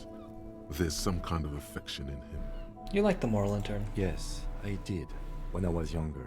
In my 20s, I considered myself a moralist. A blue forget-me-not, a piece of the sky. They're not all that bad. He quotes. But the years have changed that. I don't know what I believe in now. No, I believe in the RCM. That's enough for me. He thinks, then changes his mind. I have an opinion on the moral intern. Do you? The lieutenant arches his brow, then pulls on a cigarette. It's a slim white thing in his fingers. Things are bad out there, points to the city. We need them here to giving us the right to police Revachol. They've done an awful job here. Have you seen the place? This isn't humanism. We're stooges of the world's biggest bourgeoisie organization protecting bourgeoisie rights. Immigrants, liberals... Oh, this dude sucks. Oh, number 4 sucks. Let's go with 3. I guess we're just gonna go... We are stooges of the world's biggest bourgeois organization, protecting the people of Revachol. That's the hand we were dealt. Without the MI, we would be common vigilantes. Yeah, I guess vigilantes sound bad. Sadly, it is what we already are to the people of Martinez. Most of them, at least, especially the Union. Vigilantes. I expect our job here to prove quite challenging. He looks at the roundabout. The lights of the orphan district are reflected in his glasses. The red and golden orbs of the motorway sliding like pearls on a string from east to west as Revachol commutes back to the suburbs. Tomorrow is Tuesday. Monday is over. Say nothing. Just look into the night. The dying lights of the city shimmer below. Slowly, like luminous clouds, they pass on his lenses. The lieutenant looks at his slim cigarette, contemplating the next drag. Oh, there's a whole lot of inner dialogue, and before the patch they put out back at the start of April, it was all just written. There was no voice acting for most of this, so they put out a big patch, which was all this additional voice acting, which is a whole lot of additional, work put into the game. So that's why a lot of people have picked it up again. It's very interesting. All the writing in this game is very good. There's like a few exceptions that are just kind of bad, but this soldier, I like it, is the highlight of the day for me. He thinks, this little stick right here. They really don't like us here. And the mouth on that kid, Kuno. It's different inland, in Jamrock and the GRIH. He pulls on the cigarette. Why are they like this? It's our fault for leaving this place to the dock, to the Union, to the company. Not daring to come here more often. It's like I told you, this place is an orphan, fallen between the cracks. In the Jamrock and the GRH? We run this city. West of the river is RCM land. He looks at the dark silhouette of the equestrian monument cutting into the night sky. A lot of this stuff makes more sense given the context that Mistrich gave us a little bit ago about the kind of prequel book that the dude wrote before making this game. It's incredibly hard. Human beings are... But we are in control, and it's worth it. The organization works. Our systems work. If they didn't, the city would disintegrate. He shakes his head. Night. Captain Bartholomew Price steps into the yard. A piebald horse waits by the motor carriage, chewing oats out of an oat bag. Seagulls fly overhead. The sky is black. Captain Price wears a black suit and a standard patrol coat as he mounts the horse to head home. Rows of houses on either side, hunching over the sidewalks, and Precinct 41 with its dome roof growing distant. Around him, the streets are silent. A kid on the corner waves at the captain as he takes the turn on Petition and Main. The horse neighs. The captain nods back. Thanks, kid, he thinks. He's grateful. Hope our investigation will help improve the situation here. At least do some good. Me too. But I wouldn't count on any drastic changes in our lifetimes. Thank you for this, Kim. Yeah, it's getting very cold now. Let's go. He pulls out the stub of a cigarette and looks to the door. Okay. We're gonna go through one last event in this game, and then I'm gonna call it for a stream. We're probably not actually gonna sleep in the game just yet, because there's stuff we'll have to do after that event occurs. But for now, that conversation with Kim is all we need him for the rest of this day. See you in the morning.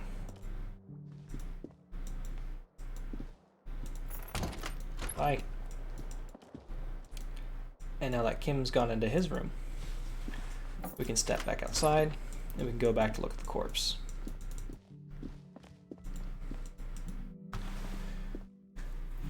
This is just something the game told us earlier when we were doing the autopsy on the corpse. They were like, hey, you should come back when Kim's not here. And so we're gonna go see. We spent the whole day trying to get that corpse down from that tree. I finally shot it down. It's great. Everyone's happy. Everyone's excited about that. What's this? I missed it. The back? Here we go. That sugary black rum stain on the counter makes you teary-eyed with joy. It's almost touching how syrupy and sticky it is. How long have you been up already? Not now. Oh, excuse me. Do you have something better to do than lust for sweet syrupy rum and lemonade? With a twist of lemon? Maybe lime. Maybe who cares? Just rum? Finish that thought. I don't want our character to become an alcoholic after that whole bender we just went on. But I guess we're good at electrochemistry, so it might be inevitable. We'll have to use it at some point.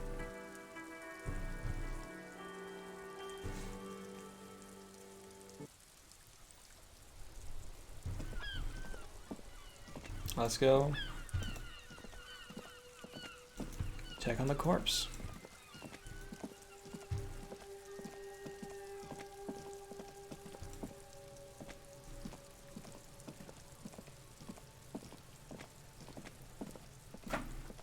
The man is decomposing visibly now. Every hour, he looks less like a creature and more like a pile of intestines. The body is reluctant to let go of the boots, as though it were its last bit of dignity. You're going to need to summon all your strength for this undertaking. Wow. Kuno's little sneak peek's back for the booty.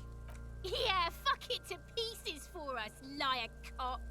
Pulling the right boot. It's not completely useless. You're able to reveal a little more of the putrid polymer sock beneath the boot.